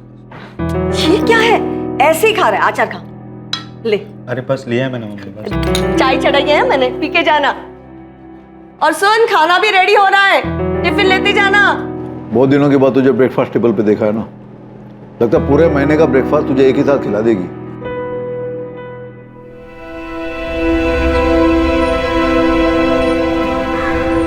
आज आगे से फोन करके बुलाया तूने, वो भी इतना अर्जेंट? क्या बात है? पैचअप हो गया आरती से? बेटा शादी के कार्ड छप चुके हैं उसके। अरे यार तू चलना मेरे साथ, चाय की दुकान पे चल के बात करनी है तुझसे बहुत जरूरी। चलना प्लीज। क्या बोल रहा है तू? रेड बढ़ गई? तू धंधे वाली के साथ था? अबे तू क्या कह रहा है, तेरे को समझ में भी आ रहा है? तू साले पकड़ा जाता जेल में सड़ रहा होता, और अंकल आंटी क्या सोचते गधे। और वो आरती साले खुश होती, वो बोलती थी मेरे को पता है इसके बारे में सब कुछ, मैंने इसलिए छोड़ दिया उसे। अरे आरती की फिक्र नहीं है कि वो क्या सोचती है, इस वक्त मुझे सिर्फ नफीसा की फिक्र है। नफीसा? अब नफीसा कौन है बे? इसने भी दिल तोड़ा क्या तेरा? 1 हफ्ते पहले मिला उससे, जब रेड पड़ी थी तब उसी के साथ था। वो धंधे वाली? अरे धंधे वाली मत बोल यार, जबरदस्ती रखा गया उसे। मैं उससे सब पूछ ही रहा था, वो मुझे सब बताती, इससे पहले रेड पड़ गई। सिर्फ इतना पता पड़ पाया है कि उसका एक छोटा भाई है जिसका नाम मुराद है। तो अब तो अपने साले को ढूंढेगा। अबे साले, नफीसा कुरैशी नाम सुनते ही अंकल आंटी बेहोश हो जाएंगे, और जब होश में आएंगे ना तू बताएगा वो क्या करती है, फिर बेहोश हो जाएंगे वो। अरे मेरे बाप, मुझे उससे शादी नहीं करनी है। मैं तुझे सिर्फ इतना बता रहा हूँ कि पिछले 1 हफ्ते से मैं उसी के साथ था, उसे अपना दुख बताया जा रहा था और वो चुपचाप सुन रही थी, कुछ नहीं बोली। लेकिन जब बोली तो सिर्फ इतना बोली कि उसे जबरदस्ती रखा हुआ। इससे पहले मुझे वो कुछ और बताती, वहां रेड पड़ गई। भाई अच्छा हुआ रेड पड़ गई, नहीं तो तेरे दुखियारेपन की डोज डबल हो जाती। बैठ यहाँ। देख मैं खुश हूं कि तू आरती के चक्कर से बाहर निकल गया, लेकिन वापस से किसी नफीसा के चक्कर में अपनी लाइफ मत बर्बाद कर यार। अरे यार संजय, वो मुसीबत में है। तू सुनना, एक काम करना, तू वहां जा, जग्गू से मिल। जग्गू तुझे नीलिमा के अड्डे पे लेके जाएगा, उधर तुझे लैला के बारे में पूछना है। बोल कर भी नफीसा का नाम मत लेना प्लीज यार। मैं तो खिसक गया है क्या? मैं नहीं जाना वहां लैला लैला करने। अरे यार प्लीज यार संजय, वो मुसीबत में है यार, उसे हेल्प चाहिए यार, प्लीज यार। अबे तू मुसीबत में, तेरे को मदद चाहिए यार संजय यार। जा रहा हूं।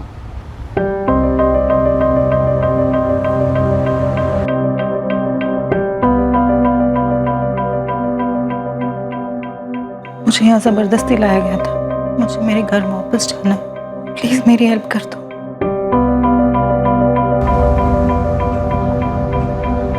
The number you have called is currently switched off. Please try again later.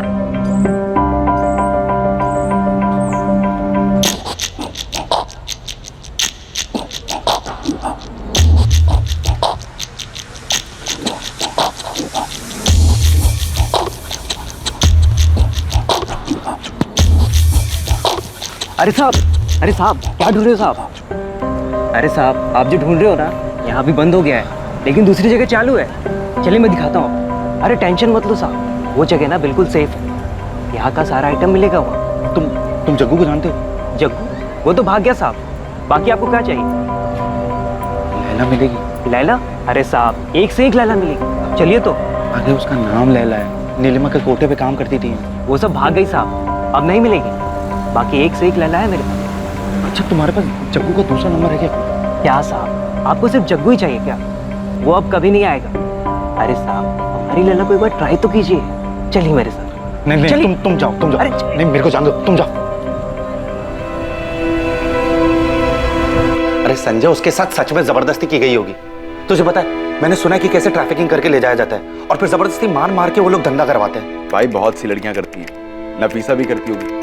और एक सेकंड, तू अपना काम वाम छोड़ के उसको ढूंढने की तो नहीं सोच रहा ना? अरे संजय यार, मैं वहां पर सिर्फ अपना गुस्सा निकालने गया था, और मैं बस किसी को रिजेक्ट करना चाहता था यार, ताकि अपना गुस्सा बाहर निकाल सकूं। तुझे पता है पिछले 1 हफ्ते से मैं सिर्फ बोलता रहा और वो मुझे सुनती रही, और ये आरती के सदमे से भी ना मैं उसी की वजह से बाहर आया हूँ। अबे किससे मिलके आ रहा है? नफीसा से मिला है किसी साइकियाट्रिस्ट से? हाँ भाई, तेरे को पता है पिछले 1 हफ्ते में पूरा बदल गया है। संजय यार, वो तकलीफ में होगी यार, उसे ढूंढने में मेरी मदद करना। वो उस दलदल से बाहर निकलना चाहती है, अपने घर जाना चाहती है वो। नहीं यार, छोड़ना, कहाँ लेके जा रहा है यार मेरे को? अरे तू चलना यार देख तो सही, फिर से शुरू हो गया, चलना। देख नीलिमा का कोठा ना वहां पर आगे जाकर है, लास्ट में। तू भी लास्ट टाइम सोच ले साले, किसी और को बचाने के चक्कर में हम लोग ना भग जाएं। तू फालतू में यार। बचाने की बाद में सोचेंगे ना, तू चल तो पहले देख तो सही कि वो है कि नहीं। चल भाई। अरे चलना भाई। मैं क्या बोल रहा हूँ, रेड पड़ी थी तो वो लोग भाग गए थे ना यहाँ से, तो कैसे मिलेगी वो तेरे को? ओ भाई साहब मिलेगी ना, भाई साहब जन्नत की सैर करो, जन्नत की सैर। अरे मजा आ जाएगा भाई साहब। नहीं एक बार देख तो लीजिए। पूरा नफीसा का कोठा, चलना। अरे भाई साहब आप जैसे अप टू डेट हो बिल्कुल वैसे ही मस्त। नहीं अरे भाई साहब इधर आ जाओ भाई साहब। चलना तू। साहब आइए। रुखसाना, गौरी, जल्दी बाहर आओ। आ रही लड़कियां। नीलिमा कहाँ है? यहाँ तो वो चलाती थी ना। पता नहीं, अब तो ये मैं चलाती हूँ।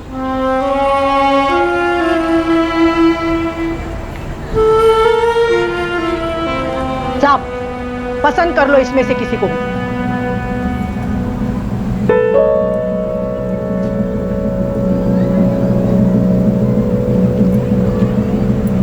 लैला भी नहीं है। अरे साहब, ये सब लैला ही है, बस इस नाम की यहाँ कोई नहीं। चलो कर लो पसंद। गौरी, तू लैला को जानती है? कहाँ मिलेगी वो? कौन लैला साहब? वो थोड़े दिन पहले यही थी, जब नीलिमा चलाती थी ना तब। पता नहीं साहब, वो लोग कहीं चले गए हैं। लेकिन मैं तो लैला के लिए आया था यहाँ। अच्छा, तू जग्गू को जानती है? वो यहाँ नीलिमा की लड़कियों के लिए ना कस्टमर लाता है। नहीं साहब, ये जगह ना बहुत बड़ी है, हम तो कमरे में ही रहते हैं। बाहर क्या हो रहा है, कौन आ रहा है, कौन जा रहा है, क्या मालूम। हाँ, लेकिन पिछली रेड के बाद ना बहुत लोग यहाँ से चले गए हैं, शायद वो लोग भी चले गए होंगे। तो एक काम कर सकती है, तू मुझे नीलिमा और जग्गू का पता लगा दे, मैं तुझे अलग से पैसे दूँ। लालच से इश्क हो गया है क्या? सुन, तू मुझे पता लगा दे, मैं तुझे पैसे दे सकता हूँ। देखो साहब, तुम भले इंसान दिख रहे हो, इसलिए मुफ्त की ना एक सलाह देती हूँ। इश्क का चक्कर तो फिर ठीक है, लेकिन तुम्हारी शक्ल देख के लग रहा है ना कि उस लड़की ने ना तुमको जबरदस्ती वाली कहानी सुनाई। मत पड़ो इन चक्करों में साहब, ये लड़कियां ना टाइम पास करने के लिए आप जैसों को फंसाती है। दूर रहो इनसे। तू जानती है लैला का पता? नहीं, लेकिन जिस बेसब्री से आप ढूंढ रहे हो ना, इतना जानती हूँ कि उसकी मदद करना चाहते हो। तो कहाँ मिलेगी बता देना मुझे। मैं नहीं जानती साहब, मैंने तो उसका नाम तक नहीं सुना। अब नहीं जाऊंगा वहां पर मैं, साले फंस जाता वहां पर।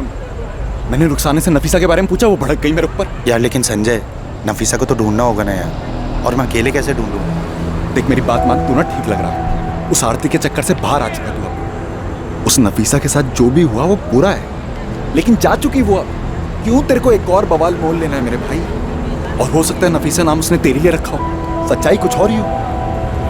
हाँ, कुछ वक्त पहले तक तपन गर्ग की अवस्था काफी खराब थी। अपनी गर्लफ्रेंड आरती से हुए ब्रेकअप से वो बाहर नहीं आ पा रहा था, और आज वो हर हालत में नफीसा कुरैशी की मदद करना चाहता था, लेकिन नफीसा के ठिकाने का उसे कोई अंदाजा नहीं था। आइए साहब। वेश्यावृत्ति की दुनिया, जहां पैसों के बदले शरीर बेचा जाता है, जहां वासना और शारीरिक सुख के लिए भावनाओं को कुचल दिया जाता है। तेरे लिए रोज कस्टमर आएंगे, सबके साथ सब कुछ करना होगा, किसी को मना मत करना, हर कोई खुश होकर जाना चाहिए यहाँ से, समझी? वरना ये पट्टा देख रही है ना तू?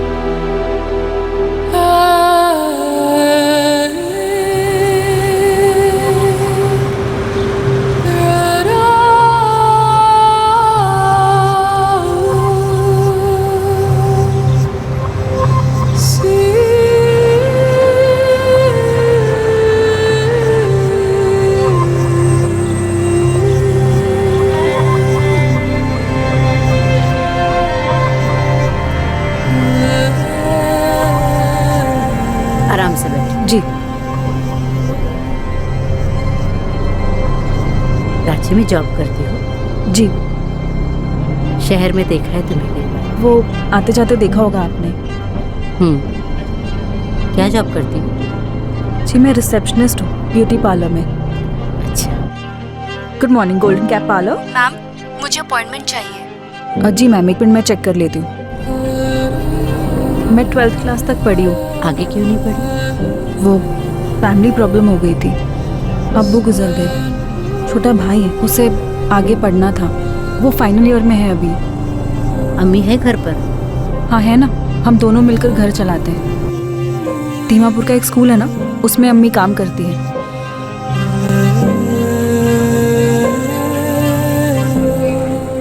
अम्मी उठ जाओ, अम्मी चाय। क्या हुआ अम्मी, तबीयत ठीक नहीं है? हाँ बेटा, बस थोड़ा बुखार है। तो बताया क्यों नहीं? अभी आप ही बोलो ना अम्मी को कि 2-3 दिन की छुट्टी ले ले। अब छुट्टी लूंगी तो पैसे कटेंगे ना बेटा उसके। अम्मी ऐसी बातें क्यों करते हो आप? मुराद तू कॉलेज के बाद अम्मी को डॉक्टर के पास ले जाना। अभी मैं लेकर गया था, डॉक्टर ने ब्लड टेस्ट करने को बोला। हाँ तो अभी मैं तो लेकर चला जाऊं, लेकिन अम्मी पैसे लगेंगे बोलकर मना कर देती हैं। ये ले मुराद, और अगर पैसे कम पड़े तो मुझे बता देना। मैं निकलती हूँ, मुझे लेट हो रहा है। बस 7,500 रुपये? जी अभी तो इतना ही है। वैसे मैंने मैडम जी से कहा है थोड़ा सा कुछ बढ़ा दें। अरे 500,000 से और ज़्यादा क्या बढ़ाएंगी नफीसा? तुम पढ़ी लिखी हो, 12th पास हो और अंग्रेजी भी ठीक ठाक बोल लेती हो, क्यों इतने कम में काम करती हो? बीना जी मैंने ना कहीं देखा नहीं है, और लेकिन अगर कहीं अच्छा कुछ मिलेगा, ज़्यादा मिलेगा तो मैं वहीं कर लूँगी। अरे रांची से बाहर ट्राई करो, जैसे मुंबई वगैरह। पता है तुम्हें, जो रिसेप्शनिस्ट का जॉब तुम यहाँ कर रही हो ना, इस काम के लिए मुंबई में आराम से 25,000 से 35,000 मिल जाएंगे तुम्हें। 25 से 35,000? और नहीं तो क्या। अरे तुम पढ़ी लिखी हो, एक्सपीरियंस हो और खूबसूरत भी हो, इतने तो तुम्हें बिना मांगे मिल जाने चाहिए।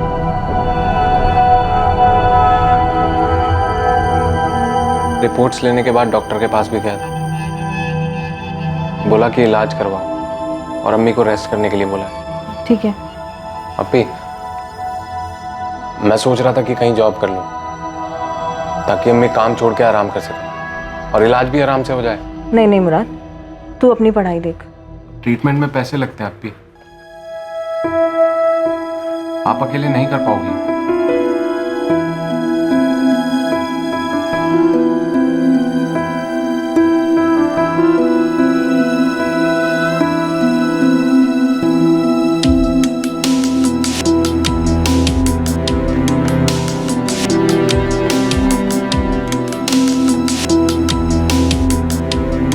क्या कर रही हो अप्पी?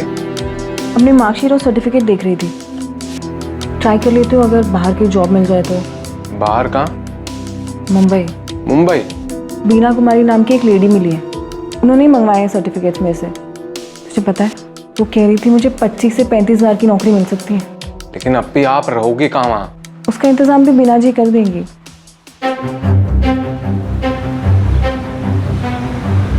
माफ कीजिएगा बीना जी, मैं थोड़ा सा लेट हो गई। कोई बात नहीं। ये लो, तुम्हारी जॉब पक्की हो गई है। मुंबई में फार्मा कंपनी है, एनकेटी फार्मा। सच्ची बीना जी? हाँ, बस 35,000 नहीं दिलवा सकता, 30,000 तक सैलरी दिलवा देगा। 30,000?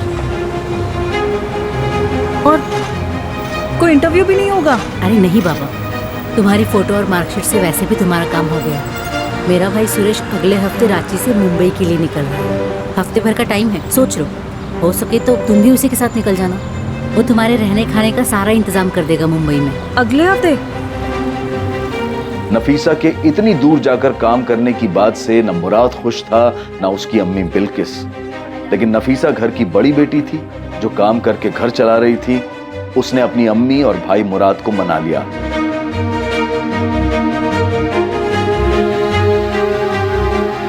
हफ्ते भर बाद नफीसा अपने परिवार और पुराने काम को छोड़कर रांची से मुंबई के लिए निकली। नफीसा सुरेश के साथ जाने के लिए निकली थी, जिसको बीना ने अपना छोटा भाई कहकर मिलवाया था।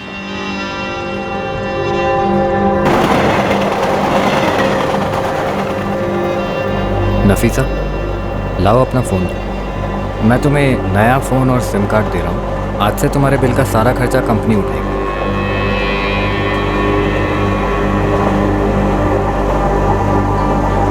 लो।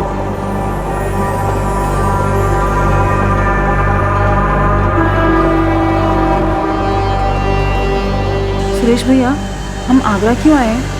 बीना दीदी ने तो कहा था हम सीधा मुंबई जाएंगे। हाँ, प्लान तो सीधा मुंबई जाने का ही था, लेकिन क्या है ना, दिल्ली में हमारी कंपनी की एक अर्जेंट मीटिंग निकली। लेकिन तुम फिक्र मत करो, यहाँ आगरा में मीटिंग के लिए KNT फार्मा का मेरा एक दोस्त आया। वो यहाँ से तुम्हें दिल्ली और फ्लाइट से सीधा तुम्हें मुंबई पहुँचा देगा। आओ नफीसा, आओ।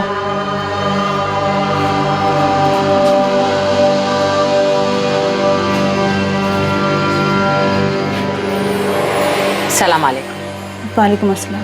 जाओ नफीसा, अंदर जाके फ्रेश हो जाओ, लंबा सफर है, आगे भी तो जाना है। जाओ जाओ। सुरेश भैया, मुंबई किसके साथ जाना है? ये जगन है, जग्गू कहते हैं, ये लेके जाएंगे तुम्हें एयरपोर्ट। चलो चलो चलो। बैग दी। अरे ठीक है, चलो शर्मा मत, चलो आराम कर लो, खाना मंगाते हैं, आ जाओ।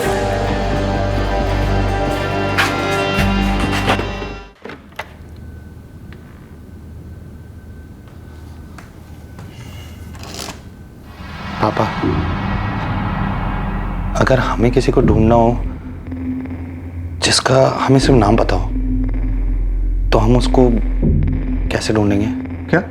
वो ना, मैं किसी को... देख बेटा, आरती जिससे शादी करने वाली उसे ढूंढ के अगर बता भी देगा तो उसे, तो भी आरती वापस नहीं आने वाली। पापा, मैं आरती की बात नहीं कर रहा हूँ, उसका किस्सा खत्म हो गया। वो फिर किसे ढूंढ रहा है तू? क्या तू गधा है क्या? तू धंधे वाले के पास गया था? जरा सोच, ये बात अगर तेरी मम्मी को पता चली तो? पापा, मैंने कुछ नहीं किया है, मैं बस थोड़ा फ्रस्ट्रेटेड था इसलिए चला गया। पापा, मैं बस उसकी हेल्प करना चाहता हूँ। उसको कैसे ढूंढूं मुझे कुछ समझ में नहीं आ रहा है। मैं सिर्फ उसका नाम जानता हूँ, नफीसा कुरैशी। सोशल मीडिया पर चेक किया? फ्रेंड स्क्वायर वगैरह में देख, आजकल हर कोई होता है वहां पे। किसी भी यंगस्टर को ढूंढना हो तो सोशल मीडिया सही है। थैंक यू पापा, you are great.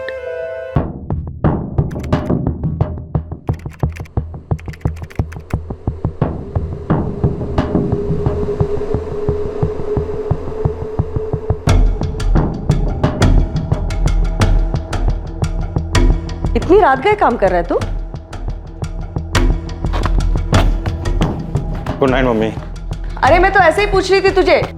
Tapan Garg friend square पर हर उस प्रोफाइल को चेक कर रहा था जो नफीसा कुरैशी के नाम से थी, इस उम्मीद में कि वो जिस नफीसा को ढूंढ रहा है उसका प्रोफाइल उसे मिल जाए। यार संजय, अब तक 68 प्रोफाइल चेक कर चुका हूँ और अभी भी बाकी है। मैंने तो उसके भाई मुराद कुरैशी को भी सर्च किया, उसके नाम की भी 38 प्रोफाइल्स थी, लेकिन उसको कैसे ढूंढूं? उसको तो पहचानता भी नहीं हो यार। एक बात बता, ये फ्रेंड स्क्वायर पे तेरी वाली नफीसा मिल भी गई तो तू क्या कर लेगा? उसका स्टेटस अपडेट मिलेगा तेरे को कि मैंने एड्रेस चेंज कर लिया है, कोठा कहीं और है। अबे जबरदस्ती रखा गया ना उसे वहां पर, तो सेलफोन कहां से होगा उसके पास और वो सोशल मीडिया कहां से चलाएगी? सोचना। अरे ये तो मैंने सोचा ही नहीं था। सोचना भी मत बेटा, मिल भी गई ना तब भी कुछ नहीं कर पाओगे।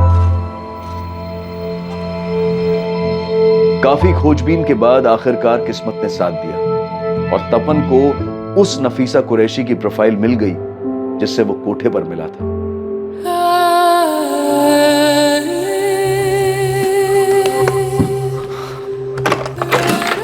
पापा, एक मिनट आओ ना, काम है। आओ ना। ये देखो, यही हो, लड़के के साथ फोटो है उसका। शायद यही मुराद होगा, उसका भाई। नफीसा की फ्रेंड लिस्ट चेक कर, शायद मुराद उसमें ऐड होगा।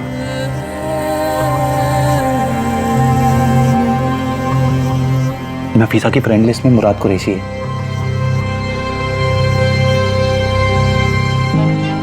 यही होगा मुराद, नफीसा का भाई। इसको मैसेज करना चाहिए। नफीसा को तो फंसाया गया है, मतलब मुराद को नहीं पता होगा। मैसेज तो करके देख, हो सकता है अपनी बहन को बचाने आ जाए।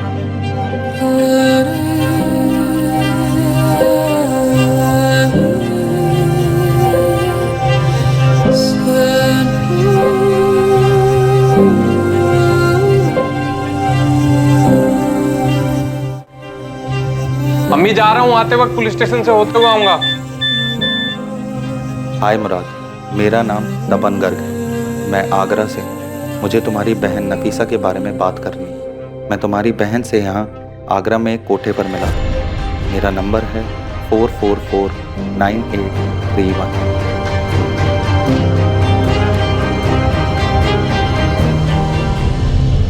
नफीसा के बारे में तपन की खोज ने आखिरकार नफीसा के भाई के सामने उसका सच ला दिया था कि नफीसा के साथ क्या हुआ था और वो इस समय कहां थी। लेकिन इससे पहले कि मुराद तपन को कॉल करके उससे बात करता, तपन को एक दूसरा कॉल आने वाला था जो बहुत महत्वपूर्ण था और इस पूरे मामले को पलटकर इसका रुख बदल देने वाला था।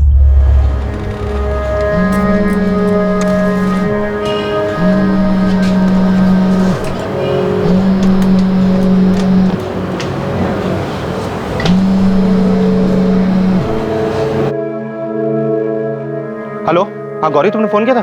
देख, पहले तो मेरे को बोल कि तू मेरे पास आएगा और मुझे 5,000 रुपए देगा। हाँ गौरी, दूंगा। पहले बता ना, जग्गू मिला कि नहीं? जग्गू और नीलिमा ने इसी बाजार में यहाँ से एक गली छोड़कर फिर से अपना डेरा जमाया है। अच्छा सुन, वहाँ पर लैला है क्या? वो मेरे को नहीं पता। देख, मैंने अंदर जाके मालूम नहीं किया, लेकिन हाँ मुझे इतना मालूम पड़ा है कि इस बार ना वो लोग बहुत सी नई लड़कियां लेकर आए हैं। थैंक यू यार गौरी, मैं ना तुझे वहाँ के तेरे सारे पैसे दे जाऊंगा। Thank you.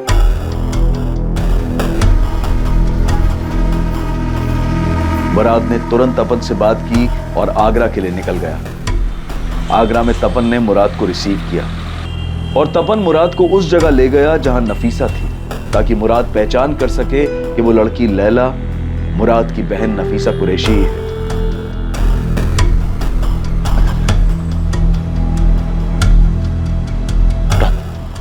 यहाँ आगे से राइट और फिर से राइट, लेकिन ध्यान रखना इन लोगों ने नाम बदल दिया उसका, लैला बुलाते हैं। तुम जाओ, मैं तुम्हारा वेट करता हूँ। जाओ जाओ जाओ, आगे से राइट और फिर से राइट, नीलिमा का कोठा।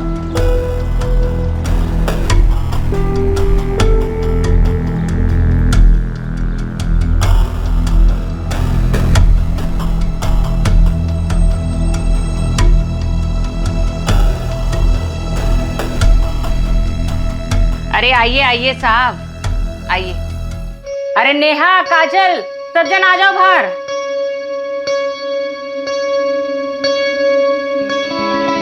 देख लो इनमें से कौन चाहिए।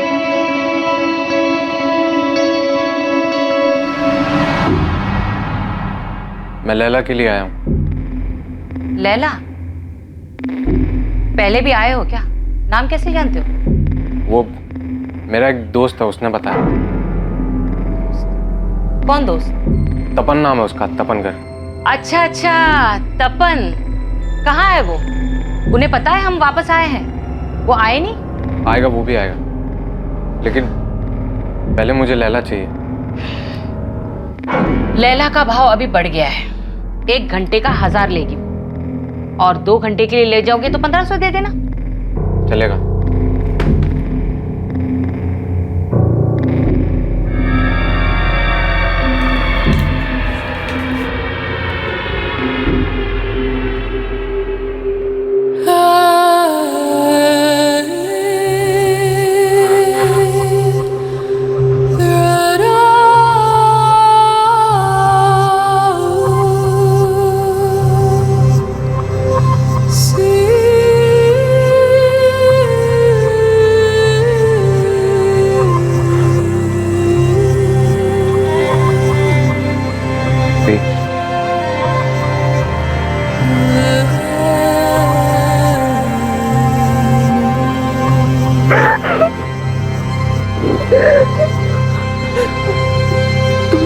कैसे हैं?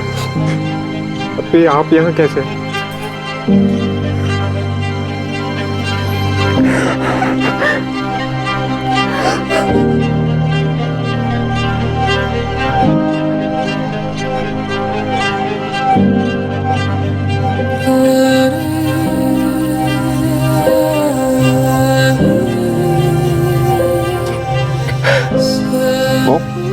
वो मेरी अपनी नफीसा ही है।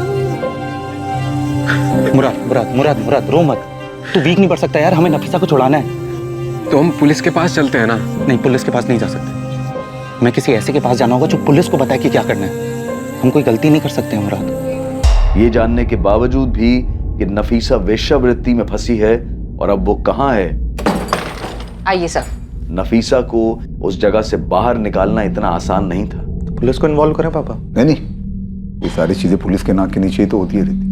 पुलिस पर सीधे भरोसा करना ठीक नहीं। ये महिला आयोग का एड्रेस मैंने तुम्हें सेंड कर दिया है, उनकी हेल्प ले लेना। मैम, मैंने बिना कुमारी का बस नाम ही सुना। नफीसा आप भी उनके बारे में जानती हैं? मैम, बहुत मुश्किल से नफीसा के बारे में पता चला है और मुराद ने खुद कंफर्म किया है कि वो उसकी बहन है। मैं आपको फ्रेंड स्क्वायर पर नफीसा की फोटो और बाकी डिटेल्स भी दिखा सकता हूँ। तुमने रांची में पुलिस कंप्लेन किया था ना? वहाँ की कंप्लेन कॉपी है? नहीं मैम, लेकिन पुलिस को ये केस याद है। मैं फॉलो अप लेता रहता हूँ। रजनी, पुलिस स्टेशन फोन करके पूछो क्या प्रोग्रेस है। मैम, नफीसा को तुरंत रेस्क्यू करवा सकती हैं क्या? वो वहाँ 1 महीने से फंसी हुई है। यू डोंट वरी, हम लोग इमीडिएटली एक्शन लेंगे, लेकिन उसके लिए मुझे पहले पुलिस से बात करनी होगी, और आई थिंक किसी और ज्यूरिडिक्शन पुलिस के साथ।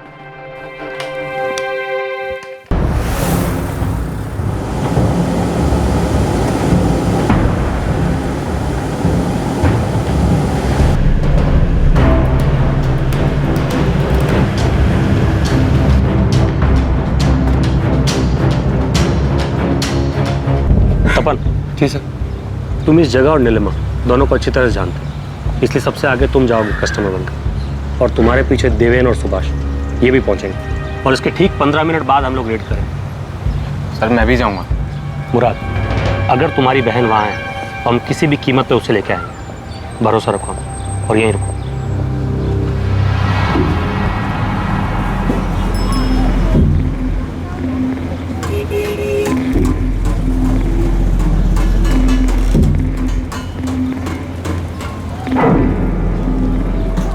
तपन साहब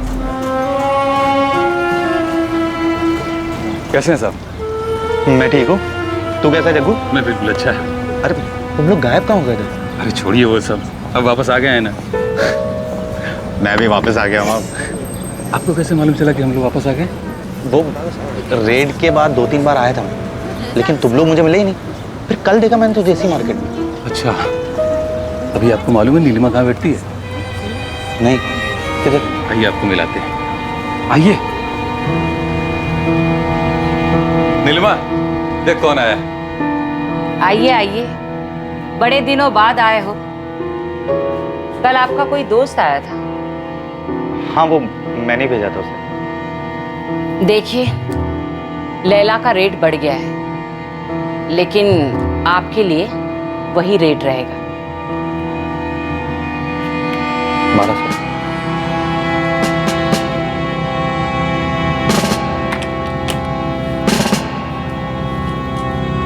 सब ठीक है नफीसा, पुलिस थोड़ी देर में यहाँ पे पहुंचने वाली है, और मुराद भी हमारे साथ है। क्या नाम बताया उसने? कौन दोस्त आया था? नाम तो नहीं बताया उसने, कहा कि तपन का दोस्त है, लैला चाहिए। लेकिन मुझसे तपन कह रहा था कि उसको हमारे नए डेरे के बारे में मालूम नहीं, फिर दोस्त को कैसे भेजा? कुछ गड़बड़ है क्या? लगता तो ऐसा ही है। हाँ हाँ आइए, मिलेगी ना। हाँ तपन। सर नफीसा यही है। ठीक है, देवेन और सुभाष पहुंच गए, और हम भी बस पहुंच ही रहे हैं।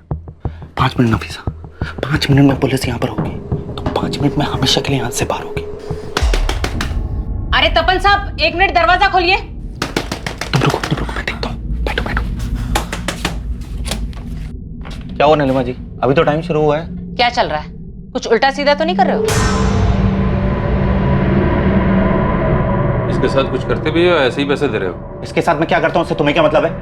पैसे तो दे रहा हूँ ना तुम्हें। तेवर बदल गए तपन साहब, लैला नहीं मिलेगी। अपने पैसे वापस लो और निकलो यहाँ से। लैला चल निकल। अरे क्या कर रहे हो यार? लैला चल निकल। क्या कर रहे हो यार? मैं बोल रहा हूँ मेरा टाइम अभी शुरू हुआ है। ऐसे नहीं कर सकते हो आप लोग। पैसे दिए ना मैंने। अरे ये क्या हो रहा है साहब? रेड है नीलिमा, रेड। अब बाहर बुला सबको, चल। सर क्या कर रहे हो? देखो थाने मैंने पैसे पहुंचा दिए हैं, आप पता कर लीजिए वहाँ पे ना। दादा बोलेगा ना यही ठोक दूंगा। चल जा नफीसा, चलो। बाकी लड़कियां कहाँ हैं? और कहाँ छुपा के रखा उन्हें? इतनी ही है साहब, और सब मर्जी से। ये नफीसा जिसे तू लैला बोलती है, ये अपनी मर्जी से यहाँ पे? हाँ, वो मर्जी से, पूछो इसे। मैं अपनी मर्जी से नहीं आई थी, मुझे सुरेश और बीना ने यहाँ जबरदस्ती भेजा था। बोल, कौन है बीना और सुरेश? मुझे नहीं मालूम कौन है वो लोग। जल्दी बोल, वरना तेरे सारे दांत यहीं तोड़ दूंगी। बीना को मैं नहीं जानती, और सुरेश तो दलाल है। 40,000 दिए मैंने इसके। पूरे 40,000 है, गिनना हो तो गिन लो। चलता हूँ। अरे छोड़ो ना। बोल सुरेश कहाँ है? मुझे नहीं मालूम, और मेरे पास उसका नंबर भी नहीं है। आप वो दूसरे वाले साहब से पूछे ना, उनसे पूछकर ही हमने ये फिर से चालू किया। लेकिन चलो सर। अरे साहब, मेरी बात तो सुनिए। साहब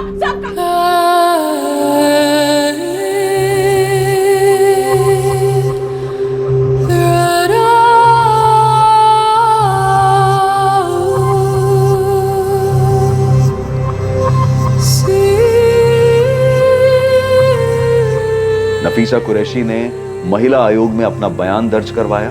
जरूरी कागजी कार्रवाई पूरी होने के बाद नफीसा को उसके घर जाने के लिए छोड़ दिया गया। नीलिमा के साथ कड़ी पूछताछ हुई, लेकिन पुलिस उस सुरेश तक नहीं पहुंच पाई जो नफीसा को आगरा लाया था। ना ही पुलिस को बीना कुमारी के बारे में कुछ पता चला जिसने नफीसा कुरैशी की तस्करी की थी।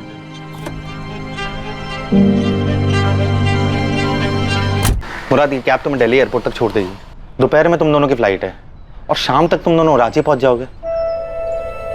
थैंक यू तपन, आपने हमारे लिए जो कुछ भी किया हम उसे कभी भुला नहीं पाए। मुराद, अब ये सब सोचने की तुम्हें कोई जरूरत नहीं है। तुम दोनों अपने घर जाओ और एक बार इन्फॉर्म कर देना जब घर पहुंच जाओ तो। आओ।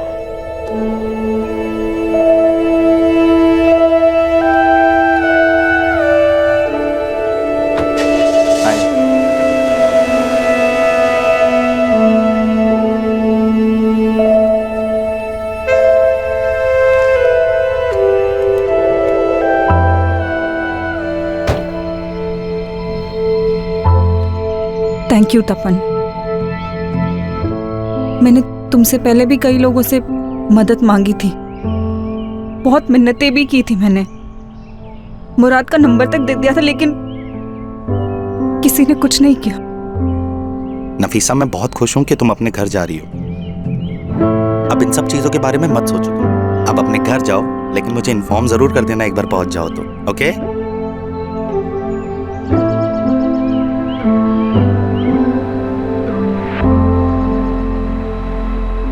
नफीसा उस नर्क की दुनिया से बाहर अपने घर वापस आ गई।